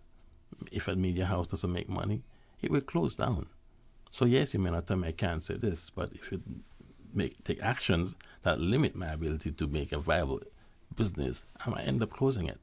Or I'll find someone who can finance the operation, and then they have an agenda to follow. Sure. And I would never go that route. And I've said so from day one. It's a business. I've gotten for business, and it's about being able to do my job properly. Of course, you have to tread carefully, and you have to know which battles to fight, which ones to walk away from. Yeah, absolutely. But the importance is to do your duty to get the information as a journalist out there to the public. Absolutely. And that's why I accepted your invitation to come in today to talk about certain things, because information is important. And when it's limited, your people are swimming in the dark. No, you're absolutely correct. And, there's a balance there when we start talking about the media houses, because you do need the support of advertisers or sponsors, however you want to phrase that. You do need economic support to keep your operation viable. Yes. But in the same vein, I'll be allowed the freedom to report accurately on things. And that's where we start finding, as to Mr. Holston's point earlier, where we start seeing the left-wing, right-wing journalism, because they're each catering to an agenda that economically supports them. That's right. And their agendas tend to follow along those paths. So they don't choose to, or they choose not to report on areas that the other side's their side is doing wrongly or rightly, and it's a tricky one. And it's not always government. No, private sector. Absolutely. It usually is the private sector. It usually is private sector. Yeah, it could be private sector, and you have to be mindful of these things. And, sure. And it's a balance, and it's a challenge, but we have to deal with it. Absolutely correct. And I applaud Rita Cayman for providing this outlet. People can call in and speak their minds. And that gentleman said he was spoken his mind, which is true. Yes. And there are many other people in the Cayman Islands that do that too. Very much so. And we're seeing an increase in that activity, which we encourage. Community voice is important, and it benefits everyone. If you may not like what I'm saying, but you should listen to what I'm saying, because I might highlight something that you weren't aware of. I might tell you that you're putting on too much weight, but maybe if you pay more attention to your eating habits, you might live longer. So the point I'm making is that you may not like what we're saying in the media, but you need to listen to it, because it's factual and it's coming from the community, and these things need to be addressed now. Otherwise, what happened in the U.S. may happen. Absolutely correct. On that note, we have one more caller on the line. Okay, yeah. Let's take our last caller. Good afternoon, caller. Thank you for calling Talk Today. Yeah, good afternoon, gentlemen. Good afternoon, sir. Happy New Year to you. Yes, Happy New Year. Mr. Lewis. Yes, sir. Yeah, you study the past, the present, and you try to pretty much figure out what could happen in the future as a journalist. Do you believe that in World War III, America and England will be totally destroyed by Russia and China?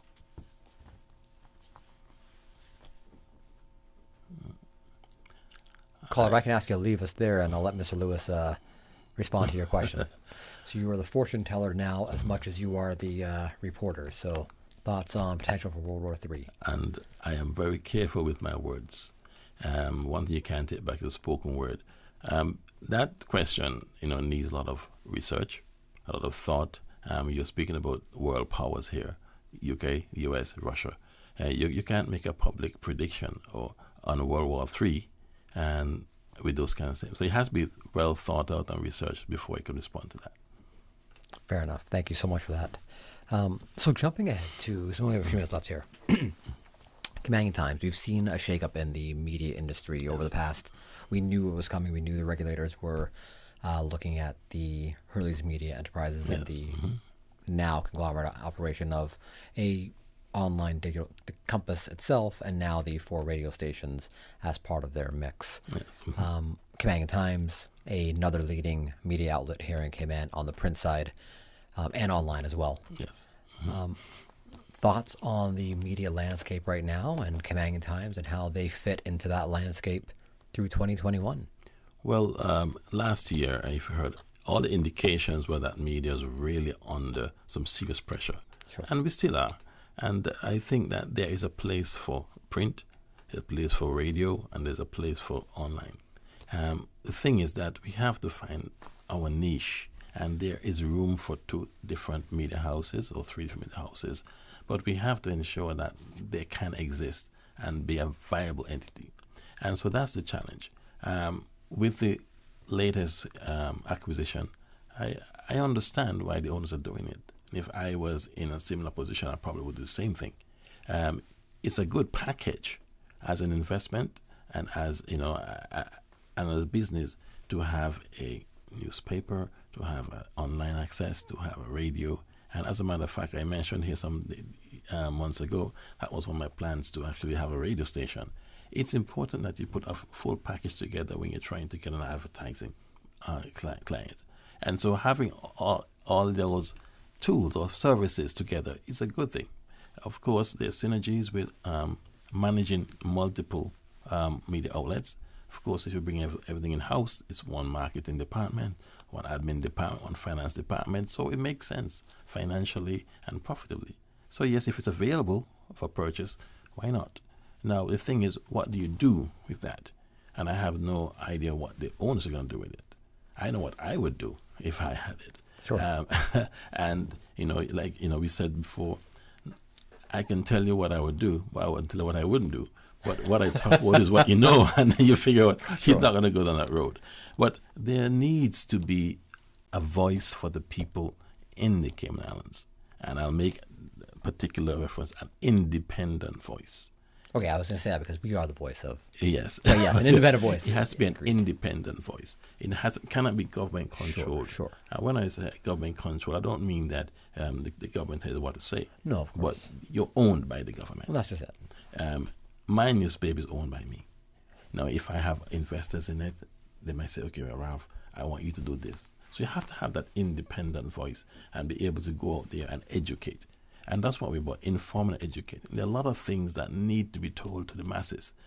This week we had a little situation there amongst our media group because I was unhappy that the way Dr. Lee had launched the plan for the vaccine rollout was not done in a press briefing.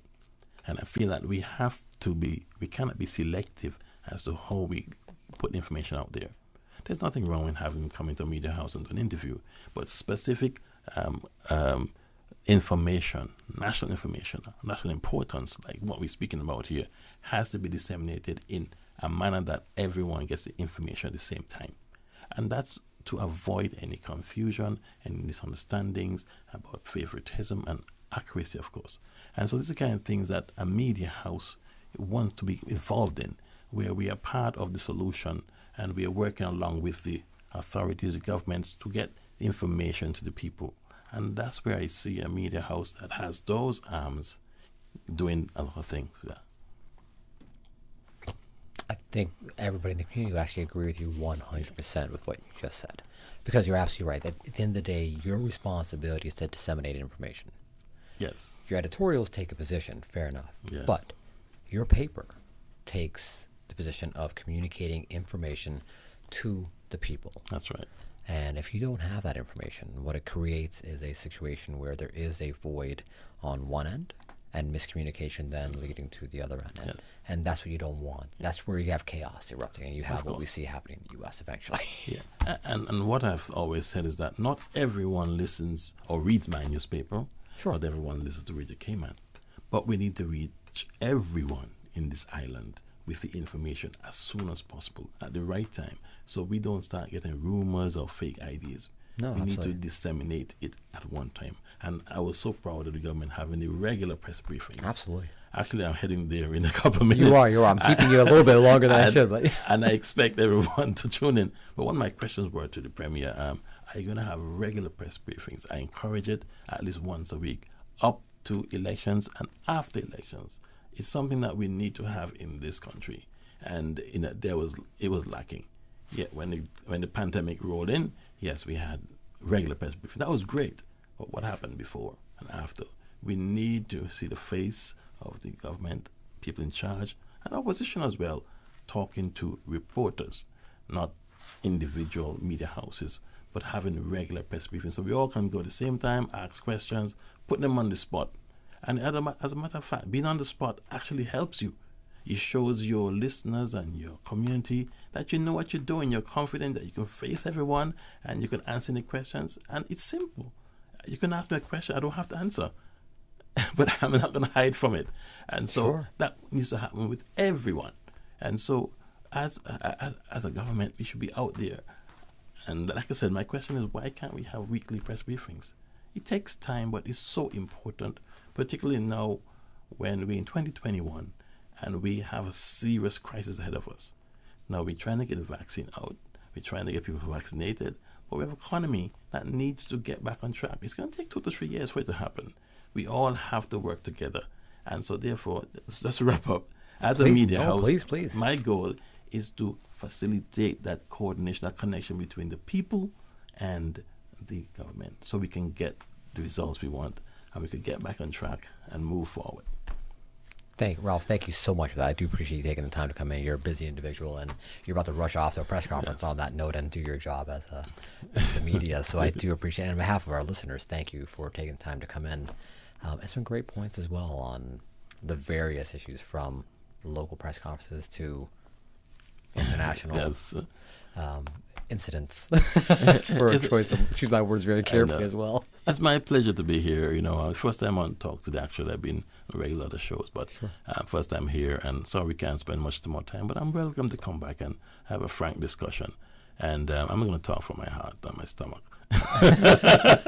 Ralph, thank you so much again for coming in, and all the best at the conference in a little bit. To our listeners, we're going to go to our 1:45 commercial break. When we come back, just a little bit until our 2 p.m. press conference. Rotary.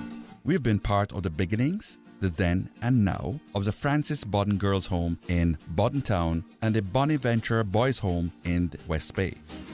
Rotary Central, along with community partners, assisting students to overcome barriers on their path of learning during this pandemic.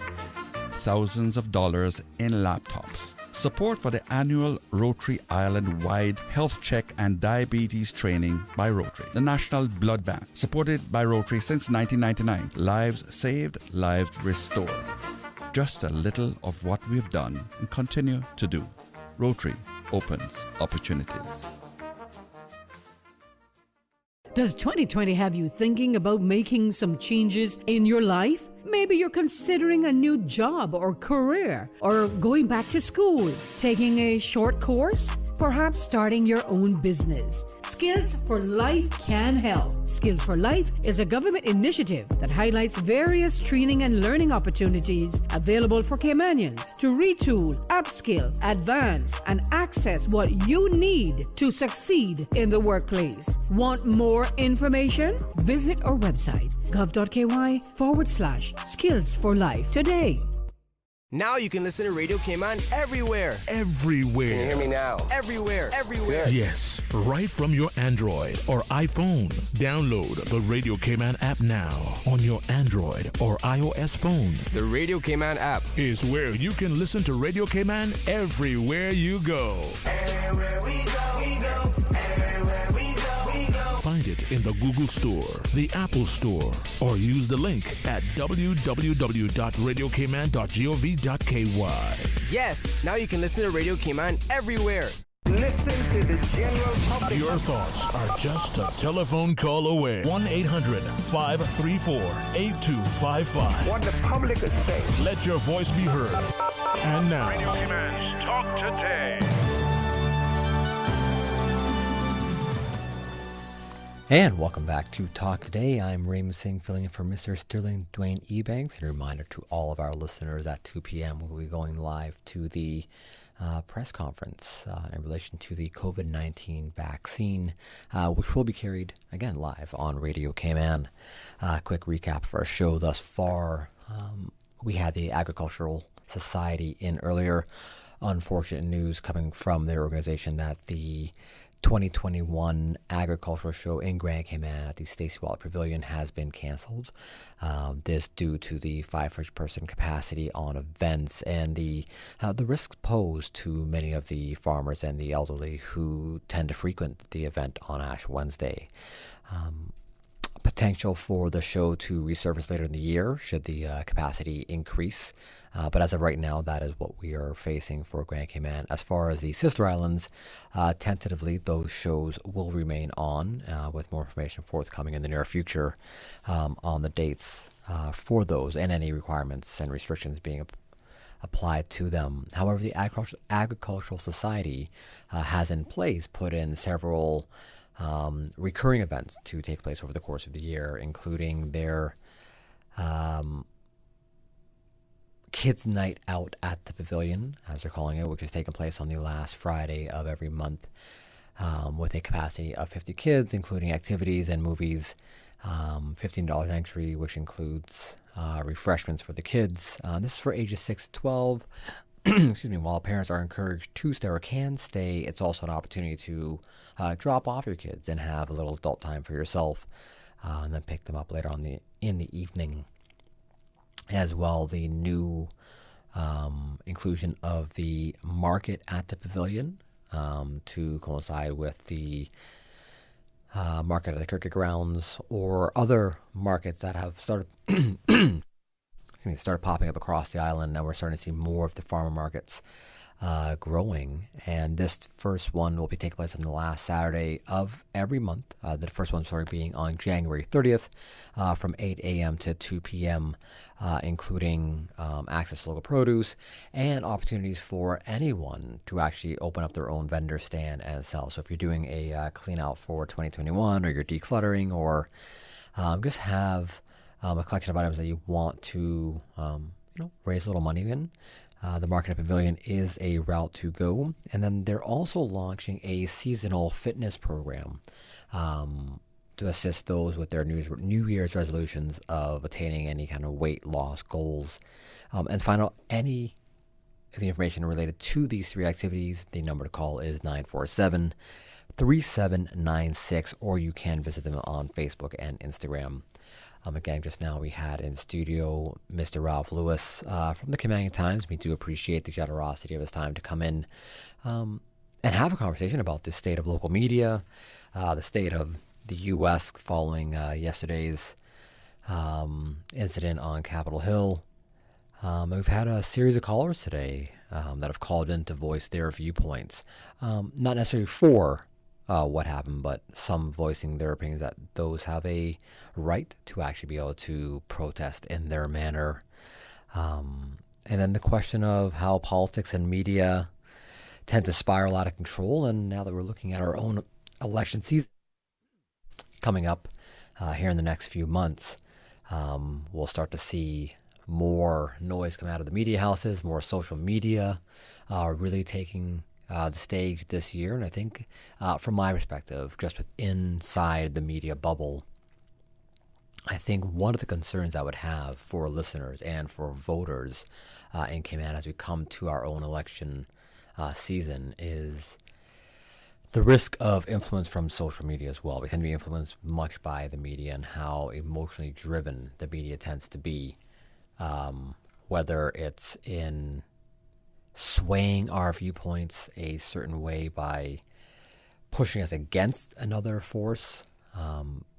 But with regards to social media, I think this particular election, we're going to see a vastly different promotion of candidates with the use of social media, and would simply caution voters to do your due diligence on anything that's being said. Many media houses are required to do a bit of due diligence on things that are said on their airwaves or in their media print, whereas social media tends to be a little less regulated. And unfortunately, because of that, many more things do tend to get thrown out of context or said or exaggerated. So for our listeners' sake, just exercise caution with regards to social media and this current election season. Again, in just a few moments, we'll be going to our 2 p.m. Press conference. This is in relation to the COVID-19 vaccine, another major hot topic globally and here in Cayman, as we're seeing mixed reports coming across, again, social media on the safety of the vaccine. However, this morning we did see our leaders, I believe several of our leaders did take the vaccine this morning. I didn't see the video full myself, so I'm not entirely sure which of our leaders actually did take the vaccine this morning, but I'm sure if you were watching, you can hopefully help shed some light on that. Again, we have a few minutes to go. If you have any callers that do want to give us a call, we do welcome any of your feedback, your questions, or your comments. The number is 1-800-534-8255 or 949-8037. Or you can WhatsApp us at 925-3261. We will be going to our press conference in just a few minutes following our 2 p.m. headline news. So just a couple more moments if you do have anything quickly that you would like to share with our listeners. Tomorrow on the show we have Big Brothers Big Sisters coming in, along with the credit union, here to talk about some more financial planning following our discussion last week on New Year's resolutions and how to financially plan your year and to start doing a little more for yourself and your family as far as your finances go. So we are looking forward to that conversation with the credit union to discuss savings and how you and your family can really take that big leap forward this year, and hopefully an ongoing series with Talk Today in the future as we look at investing and how the common family, not just the institutions, but how the common family and you, the listener, can really start putting away some money and investing for your future. On that note, we're going to go to our 2 p.m. headline news, and if we don't come back to Talk Today, I look forward to speaking to you tomorrow. If not, we'll be back in a few minutes. Back with more Talk Today following this 2 p.m. headline news. You are listening to Radio Cayman, the voice of the Cayman Islands. Today's biggest news. Radio Cayman. It's only 2 species that we have here on the island. Your voice, your choice. It is in the best interest of the people of these islands. Local, regional, international. This is Headlines from Radio Cayman's newsroom. Today's biggest news.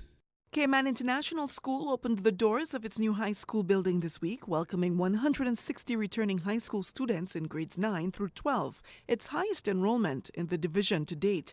The 3-story building spans nearly 100,000 square feet, with 22 new classrooms, which includes a STEAM, Science, Technology, Engineering, Arts and Mathematics lab, 4 science labs, a technology lab, an art lab, band room, choir room, and mixed-use classroom.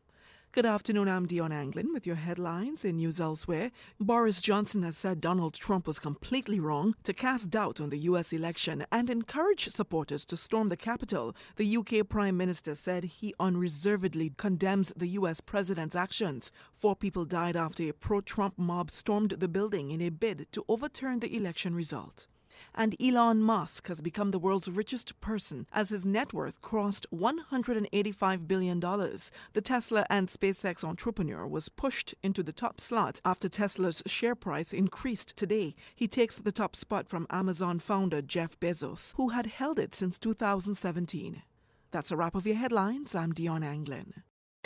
For the latest in news and information, follow Radio Cayman on social media, Facebook, Instagram, Twitter. Download the Radio Cayman app or log on to our website, radiocayman.gov.ky. Your voice, your choice, your radio.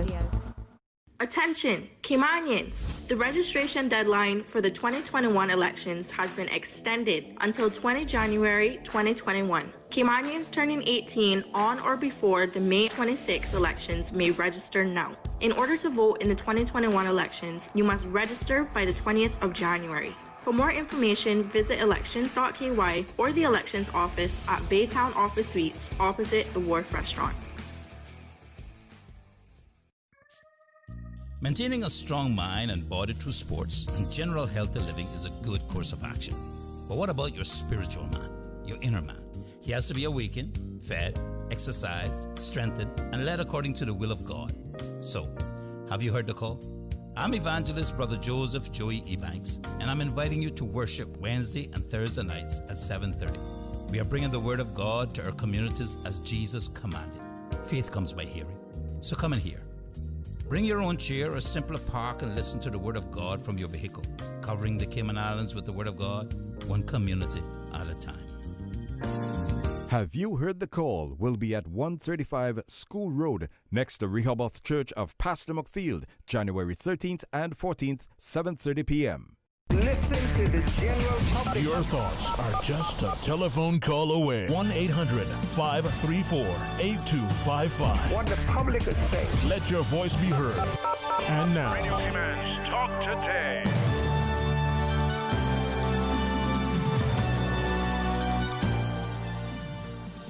And welcome back to Talk Today. I'm Raymond Singh, filling in for Mr. Sterling Dwayne Ebanks. And again, we are awaiting the start of a 2 p.m. press conference in relation to the COVID-19 vaccine. As we just heard during our 2 p.m. headline news, recent report out of the UK that UK Prime Minister Mr. Boris Johnson has condemned President of the United States Donald Trump for sparking events. Article coming across from the BBC that Donald Trump was completely wrong to cast doubt on the U.S. election and encourage supporters to storm the Capitol. UK Prime Minister Boris Johnson has said.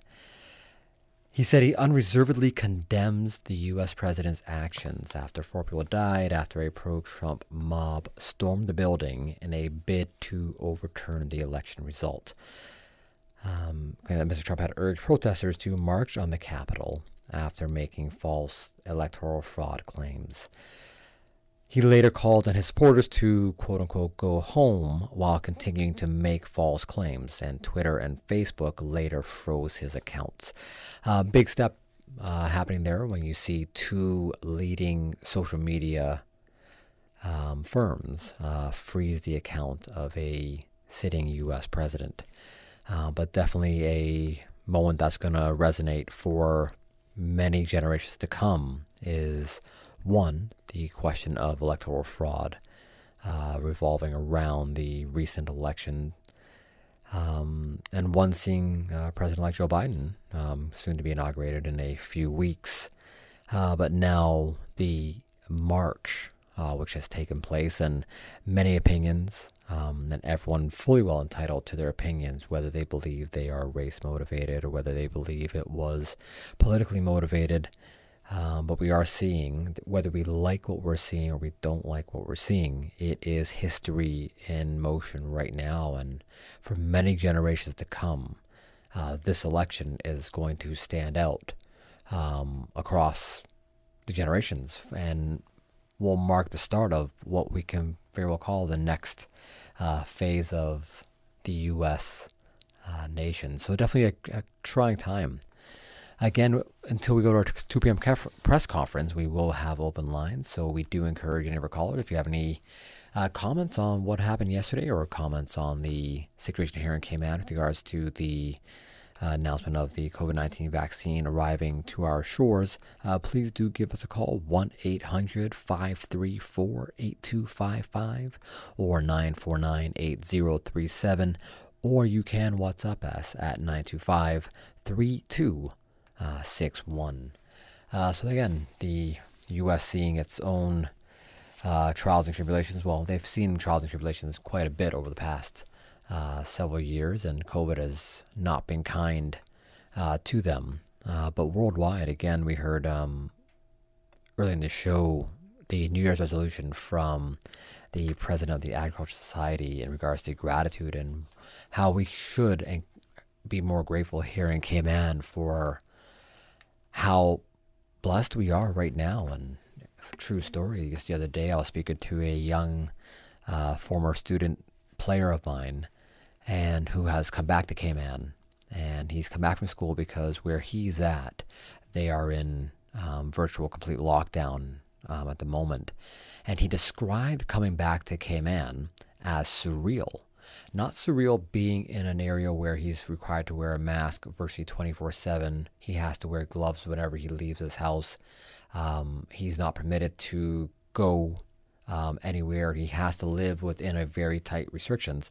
That to us seems like a surreal environment. His view of surreal was coming back to Cayman, being able to see his family, see his friends, and play sports in a public venue, something that we've all, over the past many months, come to really appreciate again. But that's not happening in other jurisdictions. We're seeing the UK in complete lockdown. We're seeing Canada going through its version of lockdowns.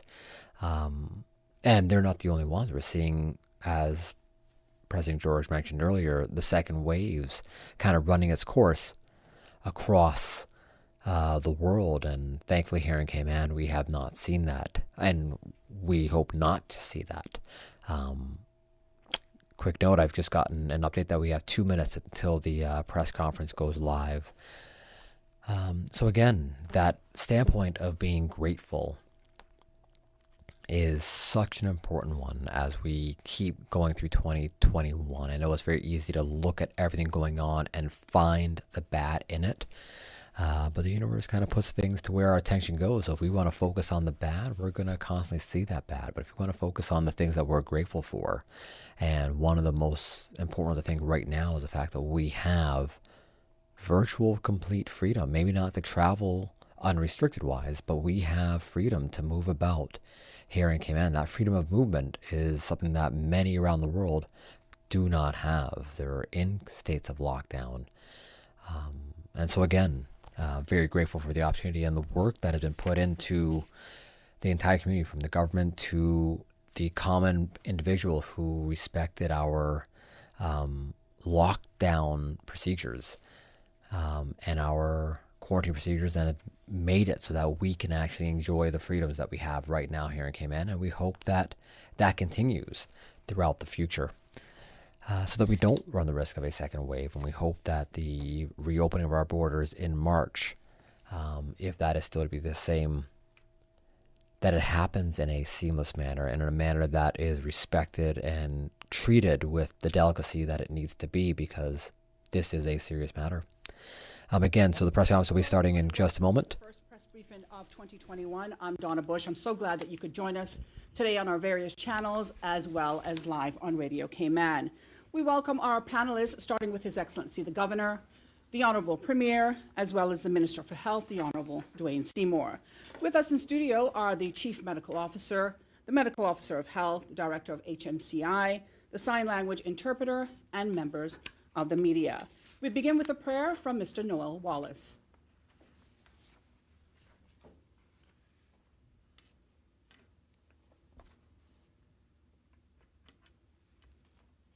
Great is thy faithfulness, Lord, unto us. Heavenly Father, we come to you today with hearts of gratitude for sparing us from the ravages of another storm, Hurricane Delta. We celebrate not in pride, but in humility, because you are a merciful God.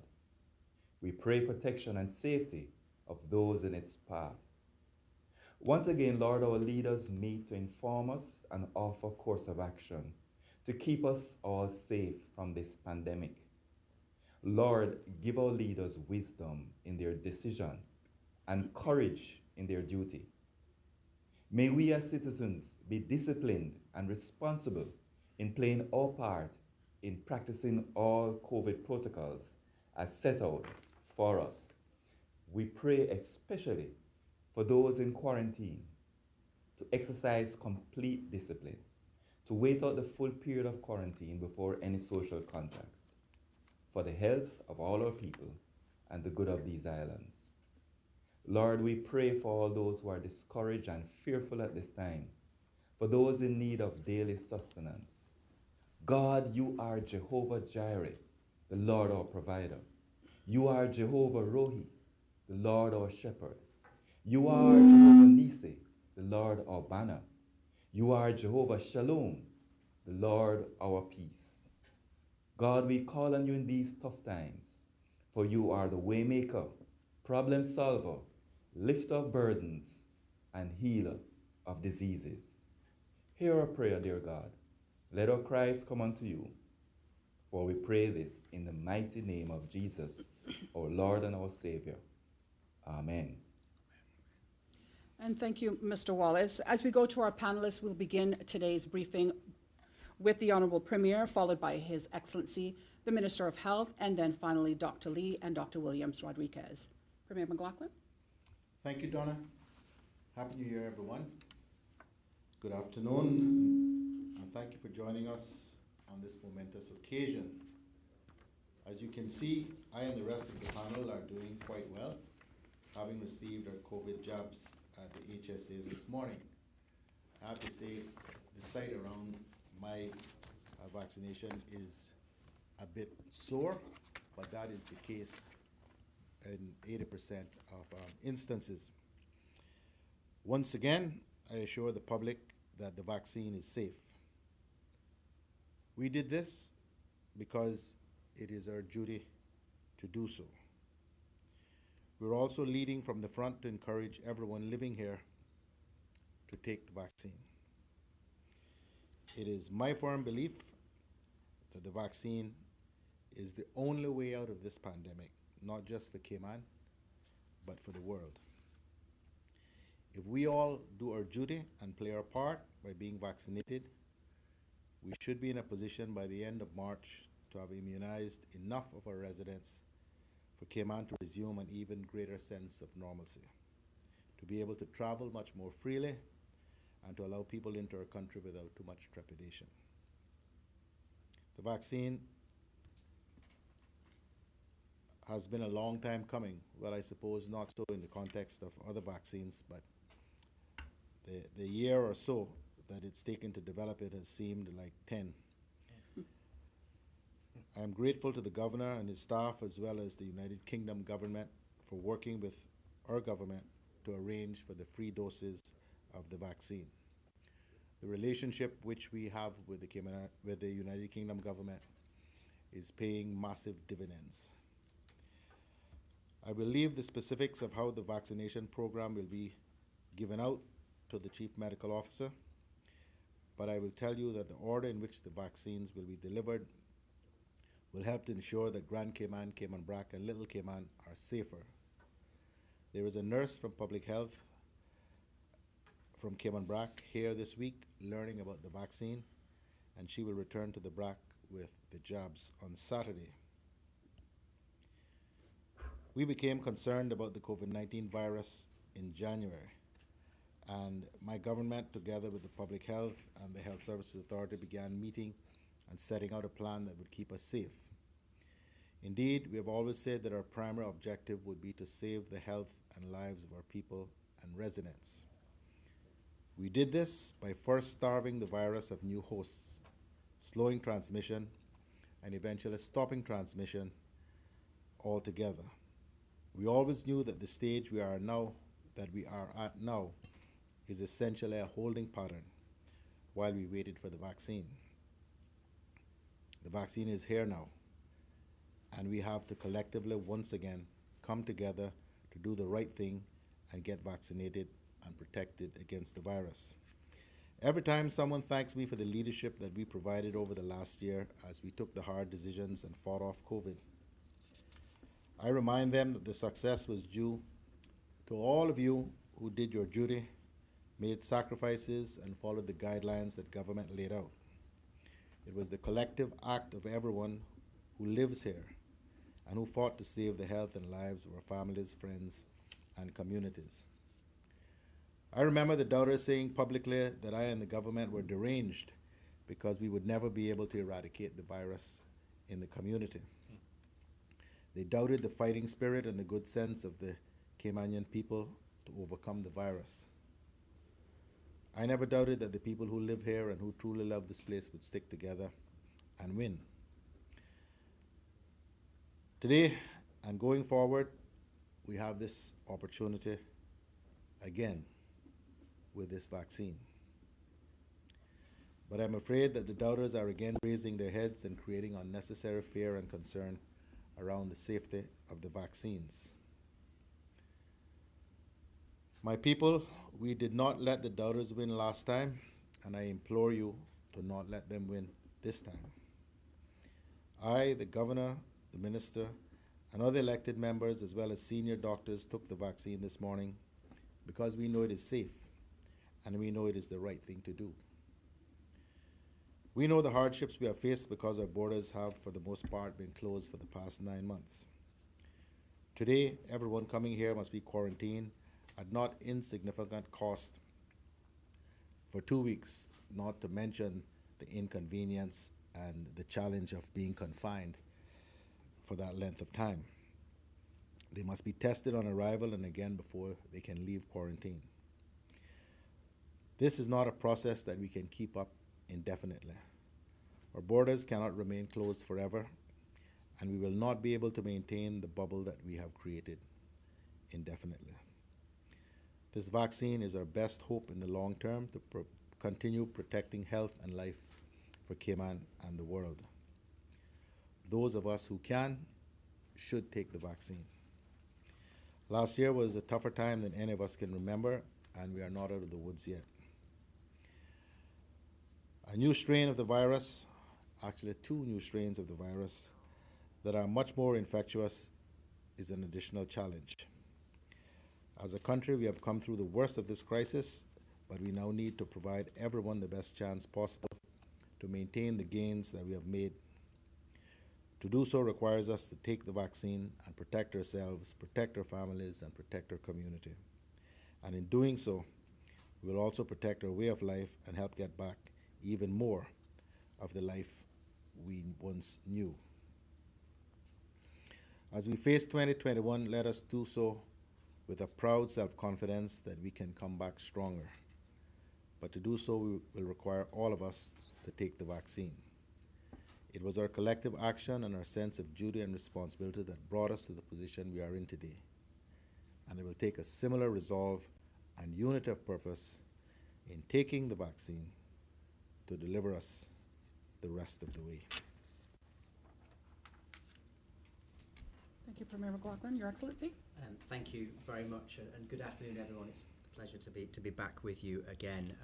It is really excellent news that we're already rolling out the vaccine in Cayman, and we were the first UK overseas territory to receive supplies. I was pleased to be invited to take it today. Very straightforward, and I feel absolutely fine. Despite the highly challenging COVID-19 situation in the UK is fully committed to supplying vaccines to the overseas territories. Cayman, Bermuda, Turks and Caicos and Gibraltar are receiving the Pfizer-BioNTech vaccine because these overseas territories have the necessary very low temperature cold storage facilities. Other overseas territories are likely to get AstraZeneca Oxford vaccine, as that's much easier logistically, but we may also get that one as part of future supplies. So it's really good news that the first delivery of 10,000 doses is here and rollout is underway, and everything is going well so far on the trial run. I expect the next batch to arrive on one of the next BA flights, but that isn't confirmed at the moment, and I just want to emphasize that take-up of this vaccine in Cayman and the overseas territories is really important, because these vaccine supplies are very precious and still in short supply. So we want to see a strong take-up of the vaccine in our islands. And as the Premier said, the vaccines are being provided at no cost to the overseas territories. This batch alone cost over 200,000 UK pounds, which excludes freight costs. I think it's a really strong signal of support from the UK to the overseas territories, which are a really important part of the UK family. And as the Premier said quite rightly, it shows the value of a very constructive UK-Cayman partnership. In the UK, the programme for vaccinations began on the 8th of December with the Pfizer vaccine, and the AstraZeneca rollout began on the 4th of January. In the UK, over 1.5 million people have already received a vaccine, and over 15 million people globally have now had a vaccine. The AstraZeneca one is much cheaper and much easier to transport. I believe its development is a major success for British science, and it's likely to be a key part of the global rollout. The Pfizer and AstraZeneca vaccines approved for use in the UK and the British Overseas Territories have met strict standards of safety, quality and effectiveness set out by the UK's Independent Medicines and Healthcare Products Regulatory Agency, the MHRA. The regulator credited the relatively rapid approval to its rolling review process, which allowed it to analyse the data as it received it. Many other countries have now approved the Pfizer vaccine, and India has approved the AstraZeneca one. So vaccines are already being rolled out to millions of people with no serious side effects or complications. A very small number of people did suffer an allergic reaction, but they knew they suffered allergies and were prepared with medication to counteract the reaction. I think, as Dr. Lee is going to set out later, unlike in the UK, we will be giving people here 2 doses of the Pfizer vaccine 3 weeks apart. Most people will then be protected against coronavirus having had both doses of the vaccine, but a lot of immunity builds up in the first dose. There is about a week after the second dose until full immunity builds up, which is 95% successful. So it's a really strong vaccine and a successful vaccine. Having the vaccine, of course, benefits our whole community through herd immunity. If enough people are vaccinated, it is harder for the disease to spread to those people who cannot have the vaccine. So I encourage everybody, as the Premier has just done, to take the vaccine when you are offered it. This will help us as a community to begin to develop herd immunity and enable us to safely reopen the islands and get back to business as usual. Now, it is understandable that some in our community have concerns, and I respect people who have genuinely reasonable concerns. But please look at information from trusted official sources to form your view. I believe that when looking at the facts around the vaccine objectively, the case for taking it is very strong to protect yourselves and others in the community, particularly our elderly and vulnerable. And please do not be taken in by some of the frankly quite far-fetched conspiracy theories doing the rounds about vaccines. There is a lot of misinformation on social media. The Cayman Government Islands website is an excellent source of objective and clear information. Just a quick word on vaccines more generally. Vaccination has a long and successful track record. It's the most important thing we can do to protect ourselves against ill health. They prevent up to 3 million deaths worldwide every year. Since vaccines were introduced in the UK, diseases like smallpox, polio and tetanus that used to kill or disable millions of people are either gone or seen very rarely. Other diseases like measles and diphtheria have almost been eradicated since their vaccines were introduced. So I just want to end by sort of encouraging everyone to take the vaccine. I believe it is the genuinely Cayman-kind thing to do for everybody in our community.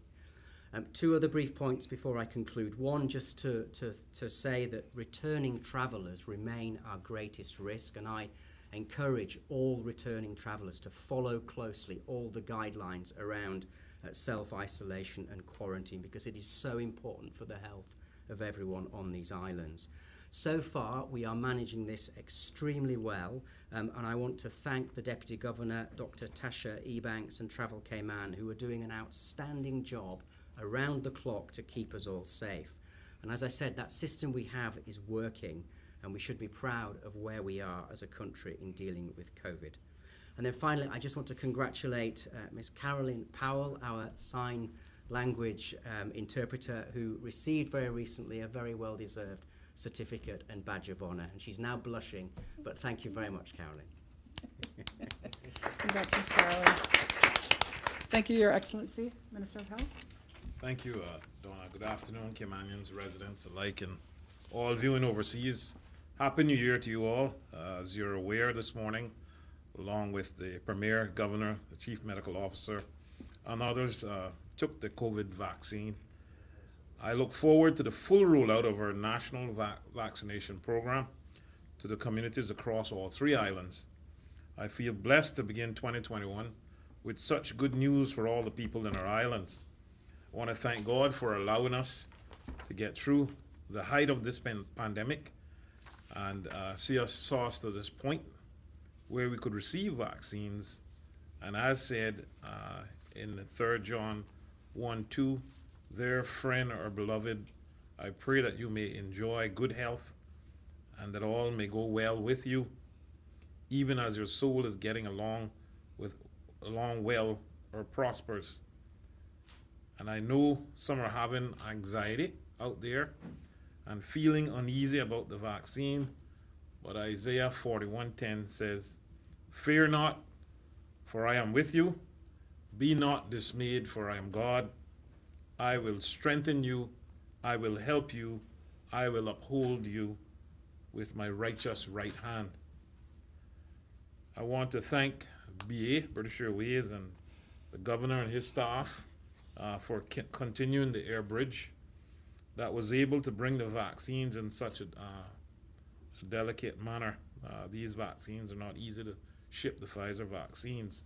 I want to thank all the airport staff that we saw out there on arrival, the HSA staff especially, who met the plane and transferred the vaccines to the cold storage freezers.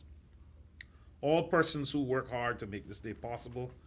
I can say that this morning the HSA staff were very, very professional, and they ought to be commended. They ought to be commended. Although the vaccination for COVID-19 is voluntary, I urge as many of you who are able to also become vaccinated in order to best protect yourselves and families and the wider community. As of yesterday, the worldwide count had reached a staggering 86.8 million cases and a heartbreaking 1.9 million deaths around the world, sadly. According to Bloomberg, as of the 6th of January, almost 16 million doses of COVID-19 vaccine in at least 37 countries have already been administered. This speaks volumes about the safety of the approved COVID-19 vaccinations. We can all agree it is a massive undertaking to protect the entire globe, and we have to keep doing our part here at home to fight this deadly disease. I am proud we have joined this life-saving campaign with the island's first batch of COVID-19 vaccines being administered. Having taken my first dose this morning, I can attest to the safety of the vaccine and confirm that I am feeling fine, and I ask everyone in our community to come forward when it is open to your category. Although the vaccine is not a cure-all, it is a light at the end of what has been a very long, dark tunnel for so many people. In a light moment, I also felt safe in terms of the vaccine, knowing it was a preferred brand of many in Pfizer that makes the popular brand sildenafil that gives a new purpose. And some may ask, what in the world is sildenafil? I won't say the actual word, but they would have to Google that. Though the first batch of vaccines have reached our shores, we cannot become complacent as we begin taking the vaccines here. Unifying the rest of the world in the fight, we must still continue to practice prevention measures. Remember to check www.gov.ky/coronavirus for updated safety guidance. On the site, you will also find our FAQs on the vaccine with lots of helpful information you can discuss with your loved ones and families in your decision making. There's also a video with Dr. Lee on the page and our CIGD TV channel. Many of the concerning myths around the vaccine you'll be able to see there. Lastly, we should all, if we are able, get vaccinated and do our part in the fight to help rebuild our economy, to open our borders, to travel freely once again, and of course, to spend time without worry, without the elderly and the vulnerable in our lives. I I want to say in my effort, as I done in the past and the first half of this, to try to get everyone to try to take the vaccine. There's not only Caymanians living on this island, we have many other persons living on this island that we welcome. But I want to say to you, be safe and take the vaccine. In Tagalog, that is Lictas Comuna un Vacuna. In Spanish, that is Estar Seguna Tomar la Vacuna. In the local, colloquial Caribbean speak, if you don't want a tanayad, take the vaccine. I thank you and God bless. Thank you, Minister Seymour. We now call on Dr. Lee.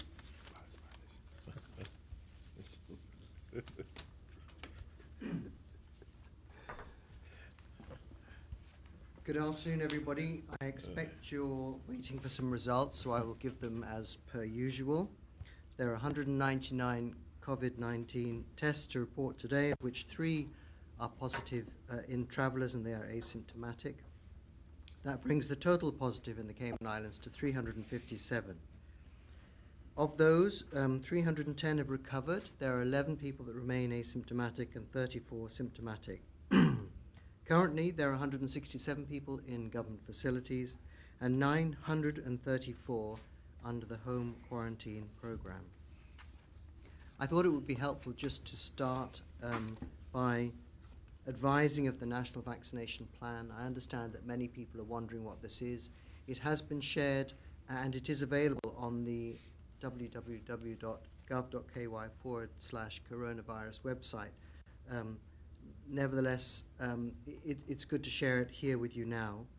Stage 1 has actually been drawn up into 3 groups. Group A is for residents and staff of institutional facilities, individuals aged 70 and over, healthcare workers and first responders, and all frontline staff dealing with incoming travellers. Group B is for adults 60 and over or with the relevant health status, and Group C is for workers essential to government continuity.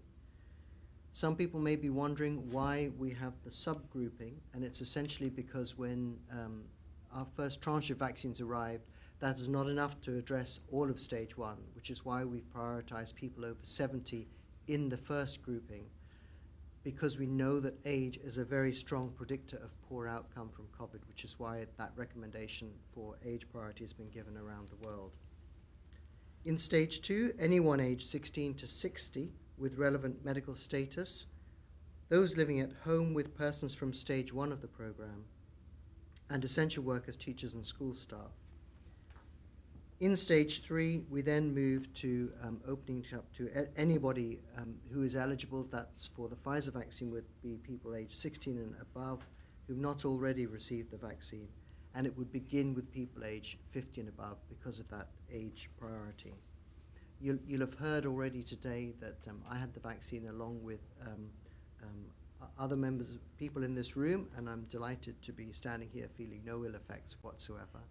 And I would encourage everybody to take up the vaccine. It's a wonderful gift to the world that we have this so quickly in the battle against this really horrible disease, and I encourage you to do so. Happy to take any questions, Tom. Okay. I'm going to now open the floor up to members of the media who have any questions for our panelists as well as for Dr. Lee. We're going to begin with, who wants to go first? April from Radio Cayman.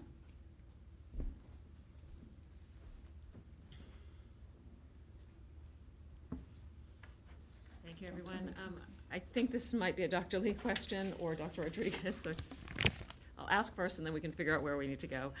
A lot of the questions that people have sent to us at Radio Cayman had a lot to do with concerns about some of the fine details around, I have allergies, how do I know if it's okay to do this or not? Or if there are people with lots of different kinds of allergies, are they more susceptible than others?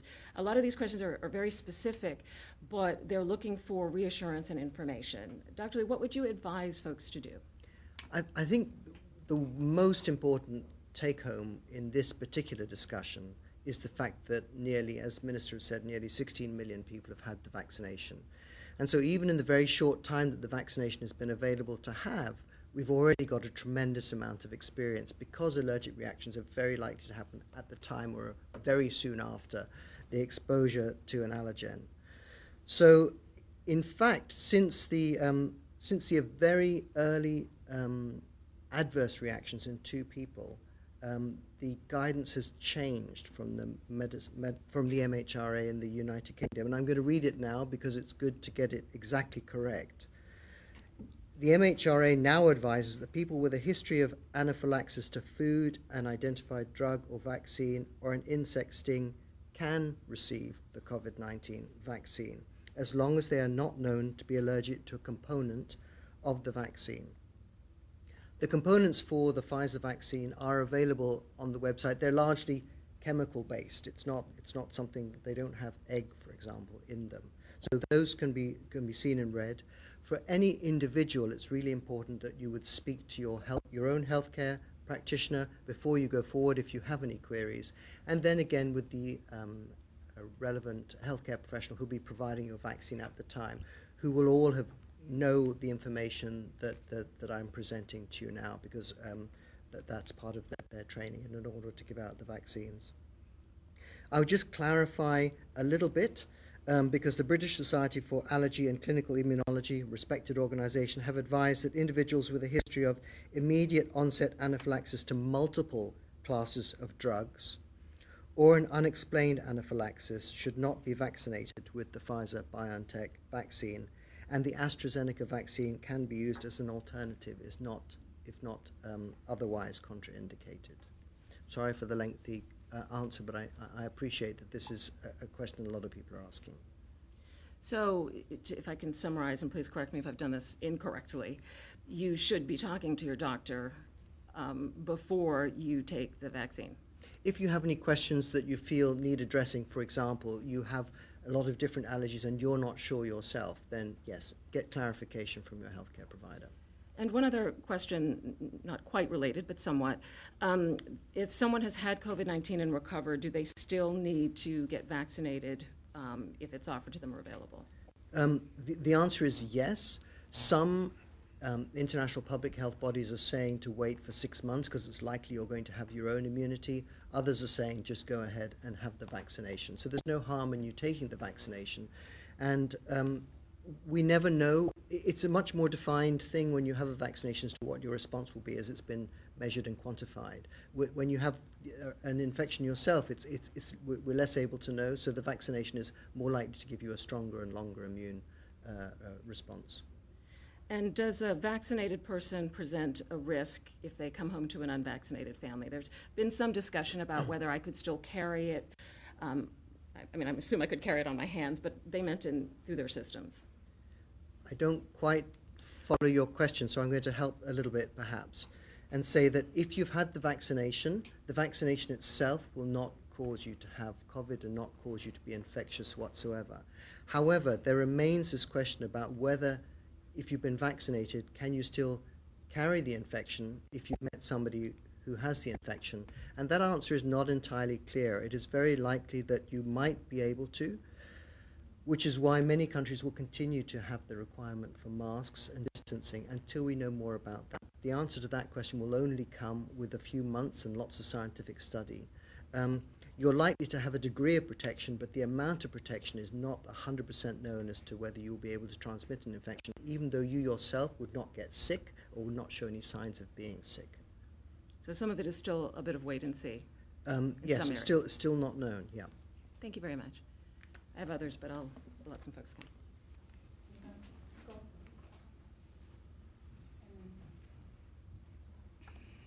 Good afternoon, Dr. Lee.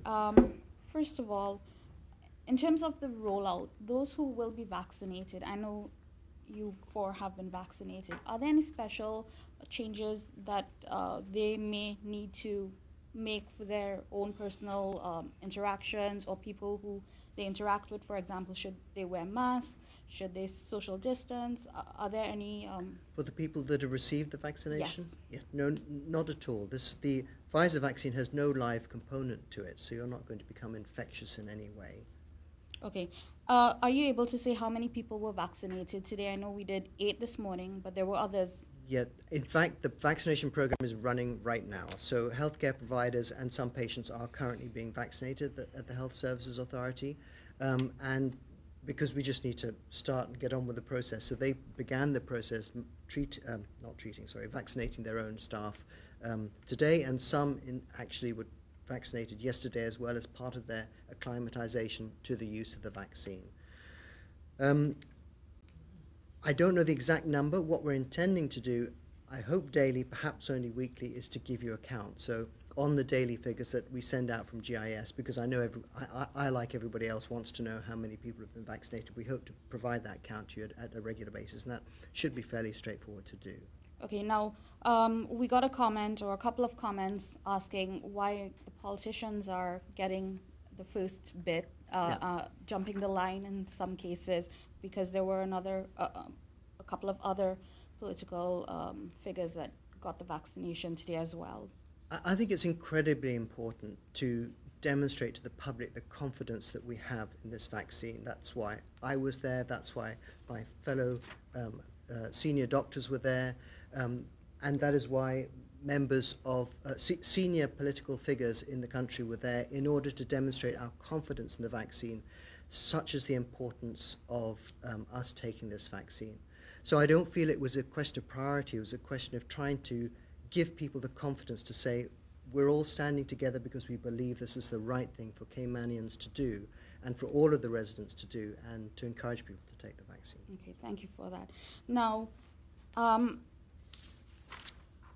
in terms of the UK travel and those who are being allowed in, now the UK has positioned itself giving only 1 dose for this time being. For those who have that 1 dose, are they still being allowed in, or will they be required to quarantine? I'm talking about when the borders open, sorry, to quantify the question. When the borders are reopened, for those who are getting that first shot, will they have to quarantine, or what's the process going to look like for those individuals? Have you gotten that far? Those regulations haven't been written yet, but it's highly likely that they would say something along the lines of, if I was asked, something along the lines of a valid course, completed a valid course. And a valid course would be two injections for the Pfizer vaccine, for example. Some of the future vaccines may actually only be 1 injection, so the valid course may only be 1.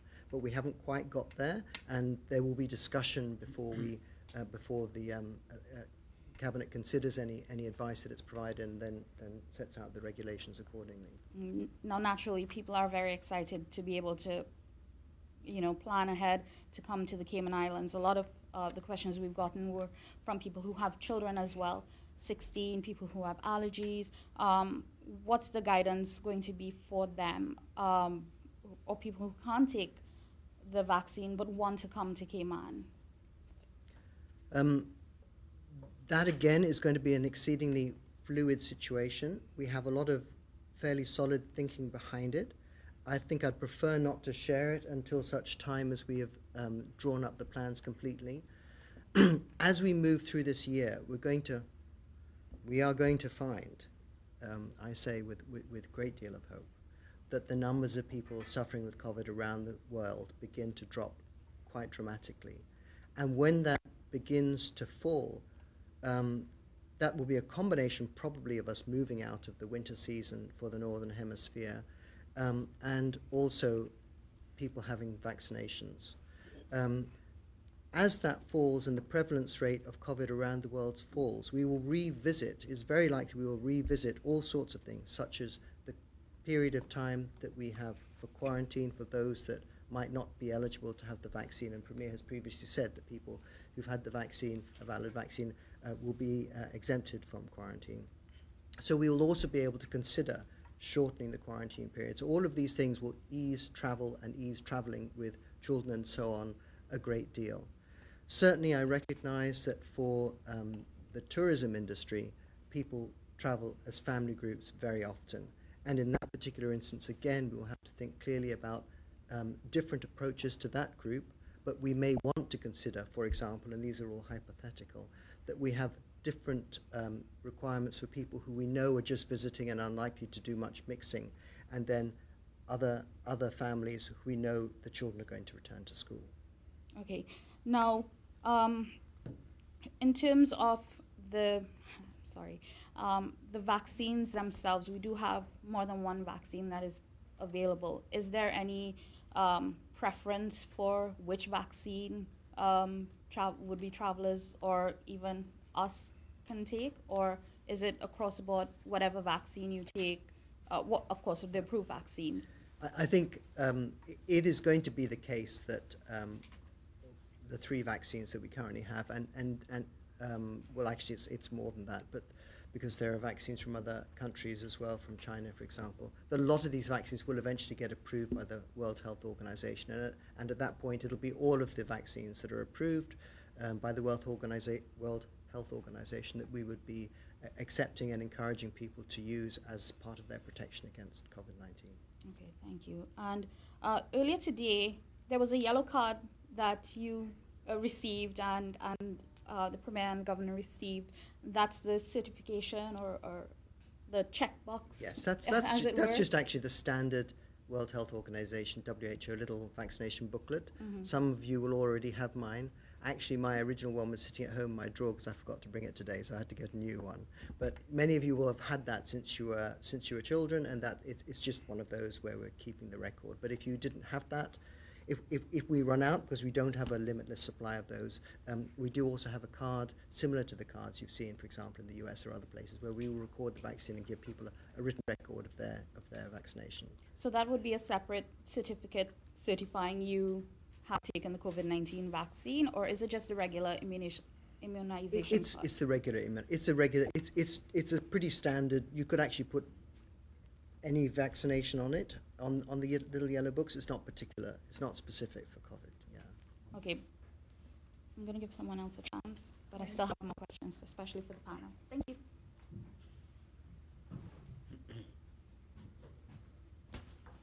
Good afternoon, everybody. My first question, Dr. Lee, where are the vaccines being given to people? Where can we go get one if I was to be over 70? I think to answer that question, I might ask Dr. Williams to give, because he'll give a summary of how the rollout is going to be and how people can access it, because I think that's where you're going. Is that okay? Yeah, that's right, because I was thinking if it's already rolled out today. Yeah, thank you. Thanks, Dr. Williams. But I think I've got more for you in a minute. Thanks.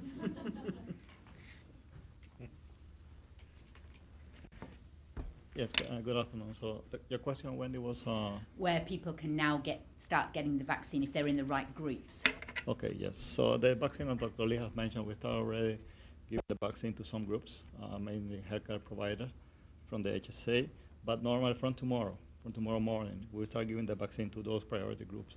We start with tomorrow morning at 10:30 a.m. at the Health Service Authority, the flu clinic, that is located where the old physiotherapy department used to be.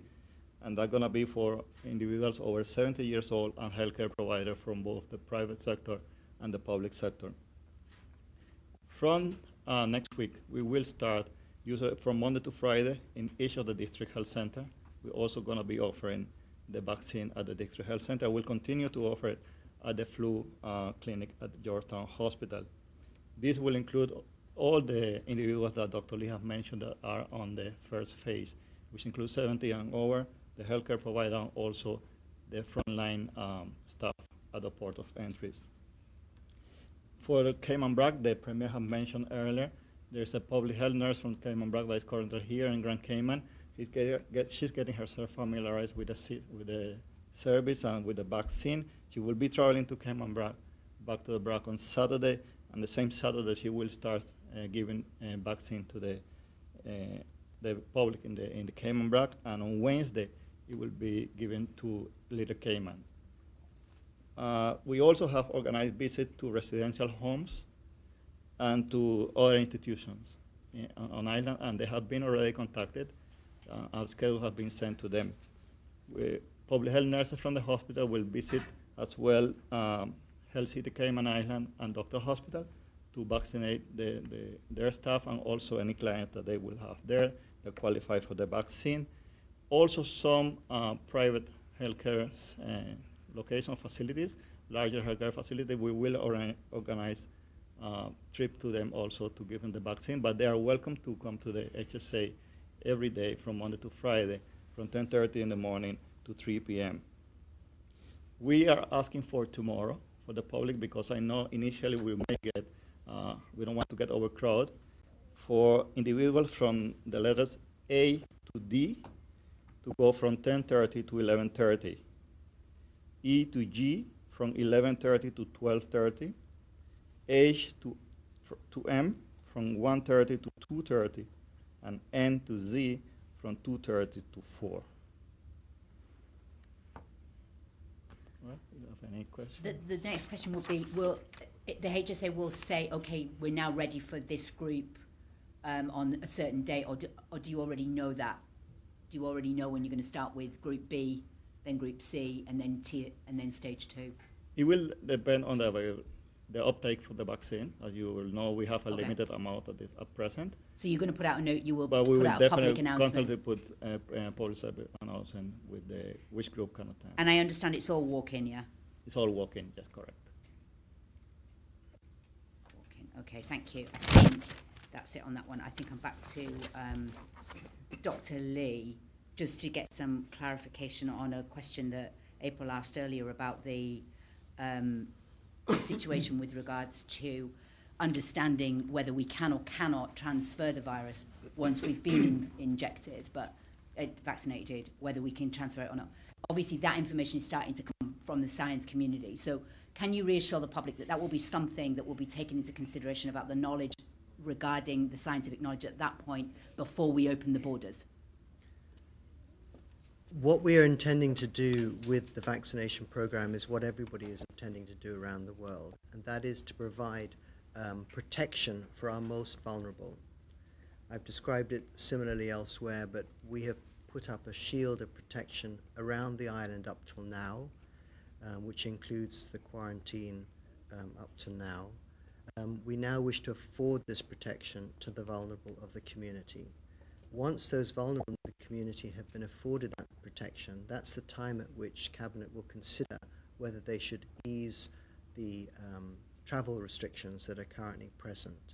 It's not really, so I haven't quite answered your question, because the answer to your question, the information may not be available for some time, but that is not currently the plan. The plan is currently to consider opening when our most vulnerable have been provided the protection of the vaccine, and also a lot of the people who will be involved with the travellers.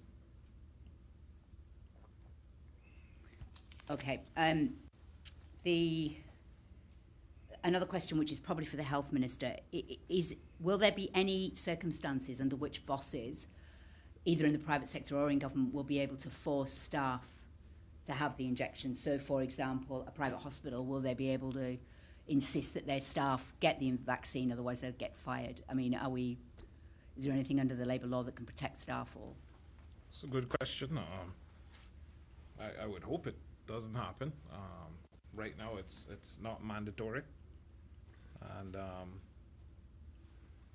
we'll have to continue to monitor the situation and make decisions as we go. But right now, it's not mandatory, and we were very specific about that.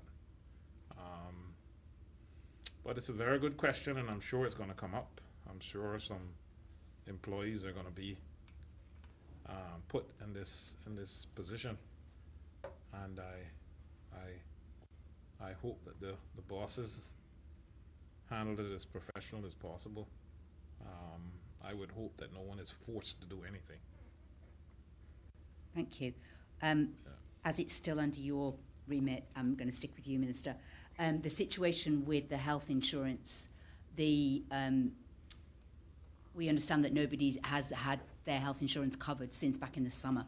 So that's furloughed workers, people that have been unemployed that used to have a healthcare policy because they were working, who have lost their jobs or their bosses can no longer afford to pay their health insurance. Do we have any solution about that situation yet? Wendy, I'm not sure if you said no one. No one is covered. I'm not sure it's no one. Well, the people that were under that scheme that you introduced to protect for those that had lost their policies? That is still an ongoing dialogue going on with the ministry and the insurance, the healthcare providers. It hasn't been solved as yet, but the amazing thing about it is there's only one or two companies emailing about that situation. That is, and we've put out correspondence trying to ascertain information from persons who would take this up once we're able to start it again. And there was really not a lot of people. I don't know why. There wasn't a lot of people that responded to that correspondence. But I'm sure there's a lot of people out there, especially in the tourism industry. It is something that we have just spoke about again on Monday in caucus. It is not off our radar by any chance. There was, I must admit, there were some financial challenges in my ministry, which is being rectified, and within the next 2 weeks we should be able to negotiate forward in a more positive manner, at least financially anyhow. Thank you for that. Another question is, older people that are here visiting or are property owners that are long-term, they're not residents per se, they're visitors that maybe own property and are here for the long haul, will they have access to the vaccine or not? Well, yes, but in terms of priority, they would be further down the list. But the objective is to make the place as safe as possible. So that means that anyone who is here, we would want them to be able to avail themselves of the vaccine. I mean, we're very anxious, and Dr. Lee didn't say this, but I know this to be the case. We're very anxious to use up the vaccines that we have as swiftly as possible, because us getting more is contingent upon us demonstrating that we are utilizing them here. The population is very small in the grand scheme of things, and if we can get the take-up that we hope for, it is possible that we can be in a safe place by the end of March. What is the level that you're hoping for? Well, percentage of the adult population?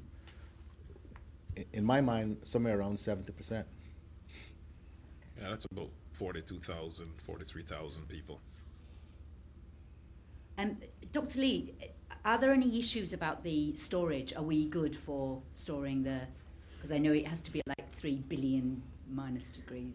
I smile only because we have these 3 great freezers, and actually when the vaccines arrive, they're not very big, so we could probably fit them all in one of the sections of one of the freezers. So we're good for storage space. Yeah, good and for storage space. that goes for getting it to the sister islands as well. We're okay. Yes. So we always need some redundancy whenever you're dealing with anything so precious as this. So we're pleased to have redundancy in case something goes wrong with any of the freezers. As far as getting them to the BRAC is concerned, it's a more complicated story.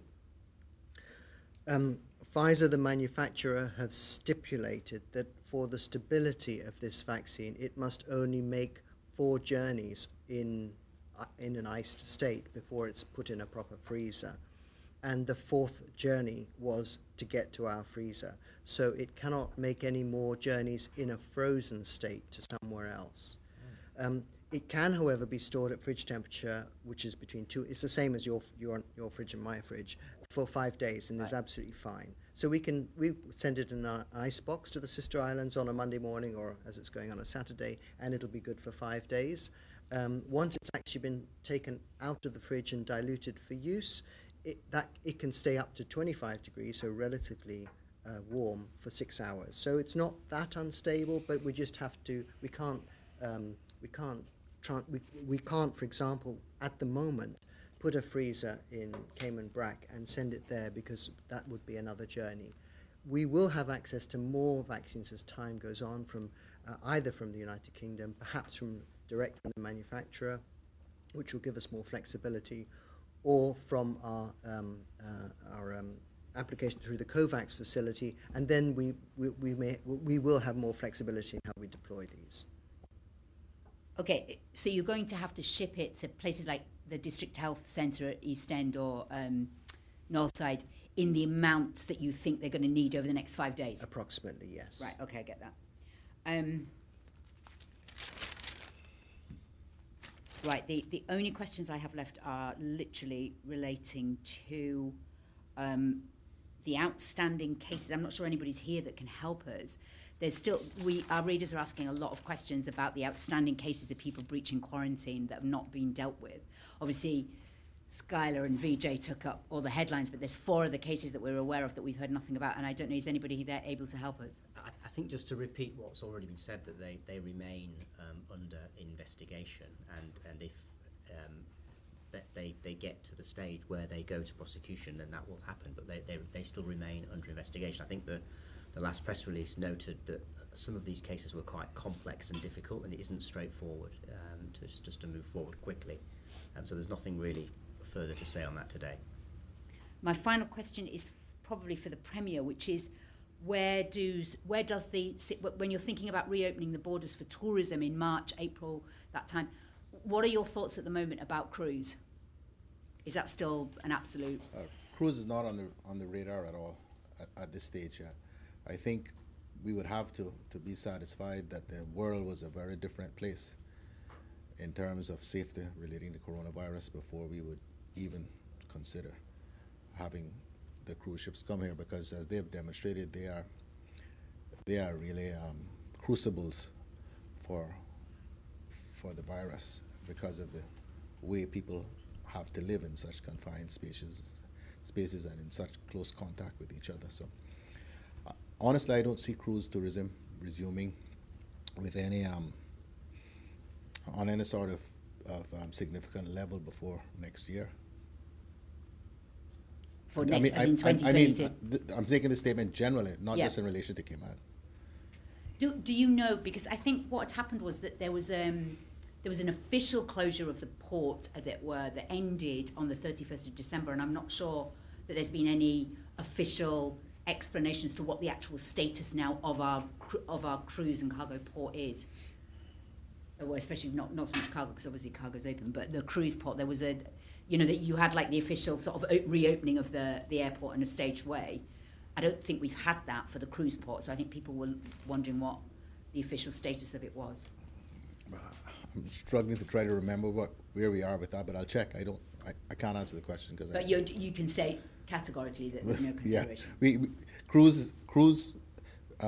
the cruise ship business is not really within our contemplation at this stage. I'm done. Thank you very much, gentlemen. Thank you. Ralph, you have a question? Okay. Okay, please come. Huh? Yeah, that's go ahead. Go ahead. Good Ask afternoon, gentlemen, and Happy New Year to you. Just a few questions. Dr. Lee, who can shut-ins contact when they're ready for their jabs? And if someone has a concern regarding the taking the vaccines, is there anyone a number that can call to ask information and get feel a level of comfort before they take it? As far as getting the vaccination itself, it's a walk-up service, so people should feel able to do so, unless they fall into one of the groups where they're particularly vulnerable or immobile, in which case they should contact public health, because it could well be that a service can be taken out to them if they struggle with mobility. For questions, I would again please ask these to be directed to your primary healthcare provider in the first instance, who will probably be able to answer the large majority of questions. If there are any specific issues, I'm sure they will reach out to us. If the question is a more not so individual and related to that particular person, then the public health department may be able to answer the question. There is a leaflet, I'm not sure if you've seen it, about the national vaccination plan, and in there are contact details on the back for the public health service, and essentially the number to ring is 947-3077, or the email address is flu@hsa.ky. Okay, thank you. Next question. We have got our first shipment of vaccines Do you anticipate any delay in getting future shipments, or they're on a regular routine to come in? We haven't, I think, looking at the overwhelming cases of COVID that are being seen around the world, and in particular the United Kingdom, where our vaccines are coming from, we have been enormously grateful and appreciative that we're receiving the vaccines that we have already done, and we are looking forward to the next batch. Looking further into the future, I think actually, to be honest, the availability is going to ease rather than anything else as more suppliers come online and manufacturing increases, but we don't have a schedule as such and beyond the next shipment. If everybody was to take the vaccine, would you say in about 3 to 4 months everyone should be vaccinated? It depends how fast they come forward, really. To vaccinate somebody is pretty quick. Public health have demonstrated every year with the flu vaccine that they can vaccinate around 61.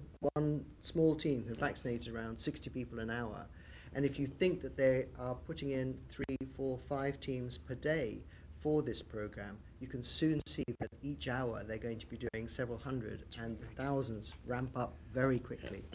So it really is a question of people coming forward, and as Premier has pointed out, Governor's alluded to, we really hope that people will come forward and that we can push this vaccination program out as fast as we can, because that will encourage us to receive more vaccines and to get our community to a safe place. Okay, and one final question regarding the pandemic. In recent days, we've seen an increase in the number of positive cases picked up through screening. Are you concerned about those numbers? I'm always concerned about positive cases. I see the results come through all the time, and I've seen that the increase appears to me actually to be more related to the increase in traveller numbers, absolutely, rather than as a percentage themselves. Because if you look at each individual flight, I see 100 or 200 results coming through. The individual numbers for the flight don't seem to be jumping. It's rather the fact that we just have so many more people coming through. And you're comfortable that the quarantine arrangements that they've been taken care of? I think we've done incredibly well, and I really, as has been said, thank very much all of the people who work at the ports, Travel Cayman, Dr. Tasha E. Banks Garcia. They've been doing a great job in maintaining our biosecurity in this way. Thank you, Dr. Lee. Thanks, Dr. Donna. Thank you, Dr. Lee. Premier McLaughlin? I have one other very important announcement to make. From the 14th of January, travelers arriving in the Cayman Islands will need to show evidence of a negative polymerase chain reaction, the PCR COVID-19 test, taken no more than 72 hours prior to departure in order to board their flight. Cabinet approved this measure on Tuesday, which was the day before yesterday, which requires all travelers aged 10 and older to provide negative test results from an upper airway swab. Given the new highly transmissible strain of the SARS-CoV-2 virus discovered in the UK and more recently in other countries, the added testing requirement aims to reduce the potential for any surge of cases in these islands. The government will require that the test be provided in the UK from a UCAS accredited laboratory or the National Health Service, and in the US and Americas worldwide from a JCI accredited lab or an ISO or COLA Commission on Office Laboratory Accreditation accredited lab or National Public Health Laboratories. Airlines will check passengers prior to departure to confirm that an appropriate negative PCR test has been provided and will deny departure to anyone without proof of a negative test. Cayman Islands Customs and Border Control officers will also require documentary proof of a negative test. A paper copy is recommended, but an electronic copy is acceptable. There are more details, which I'm sure people will want and need, which I am not this afternoon able to provide, but a release will be issued by tomorrow, setting out all of those details. The reason why they're not available is some issues are still being worked out. But we felt that it is important that we give people as much notice as we possibly can of this significant change in the requirements. So I would ask everyone to pay attention, very careful attention to the public service announcements that will go out in relation to this, and to the Cayman Islands government website that will provide this information. Thank you, Premier McLaughlin. Any final questions from members of the press? I believe, Reshma, you had a few questions for the panelists, and then we're going to wrap up. Please come. May I save the bomb for the last? Just a quick question on the that came through during the press briefing in relation to the pension withdrawals. I know you had said that there would be no extension of that. Have you reconsidered that? Are you looking at possibly reopening pension withdrawals? No, not at all. Okay. How far along have you gotten in working out the border reopening plans?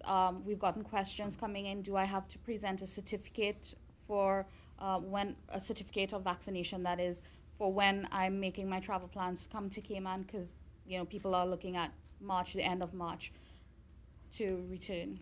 No, we aren't there with vaccinations yet. There aren't sufficient number of vaccinations worldwide to enable us to reach that particular point. In relation to the Cayman Islands, we are looking at a range of things to require once we are able to get enough of our people vaccinated that allow us to start looking with more focus on when we can actually reopen the borders. But we aren't there yet. Today is the first day of the rollout of the vaccination program, so we've got probably a couple of months to get there. And finally, you just touched on it with the change. Are there any? Are you revisiting the number of UK flights that will be coming in as a result of this new strain? What's the thinking like from government in relation to travel, Cayman, UK route? No, we're not considering reducing the flights. What we are doing is looking at how we can continue to ensure the safety of the community while allowing the traffic between not just Cayman and the UK, because UK people don't just come to Cayman, they go all over the world. So the strain is in the United States, it's in other places. So what we have to look at, and what we are looking at, is ensuring that we have the measures in place and the infrastructure in place to continue to keep this community safe. Therefore, this heightened level of requirements that I've just announced. Okay, great. Thank you. April?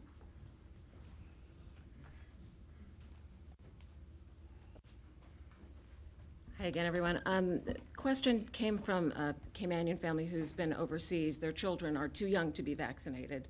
And they raised the question, what's our thinking, or how are we handling families with young children? In terms of travel, essentially, home or otherwise. The whole family would need to be quarantined, I'm assuming? Yes, in short. If the parents are coming with the children, then everybody's going to have to be not vaccinated, isolated. And then another, also a parent, has students who are studying in the UK, and asked if there's any consideration to bumping some of those students up on the vaccination priority list so that it will be easier for them in terms of coming back and forth. I think you need to look at Dr. Lee. Hi, Dr. Lee.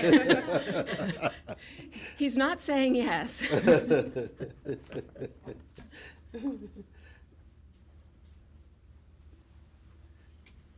The very strong guidance we're receiving on that question is that we should continue to maintain our priority groups, and travelling is not a priority group. They will be based on clinical priority and operational priority. Of course, if we reach the regrettable conclusion that there isn't significant take-up by the priority groups, then other decisions will have to be taken, because we want to utilize these as swiftly as possible. But we strongly encourage the most vulnerable in the community, that is those over 70, those with underlying medical issues, and those who are frontline and health services staff, to get their vaccinations as soon as possible. Thank you, Premier McLaughlin. If there are no further questions for members of the panel, I'd just like to remind everyone who intend to walk into the flu clinic at the HSA. There is a schedule that's online on the HSA website that will tell you exactly what times you're allowed to go based on your last name, the first letter of your last name.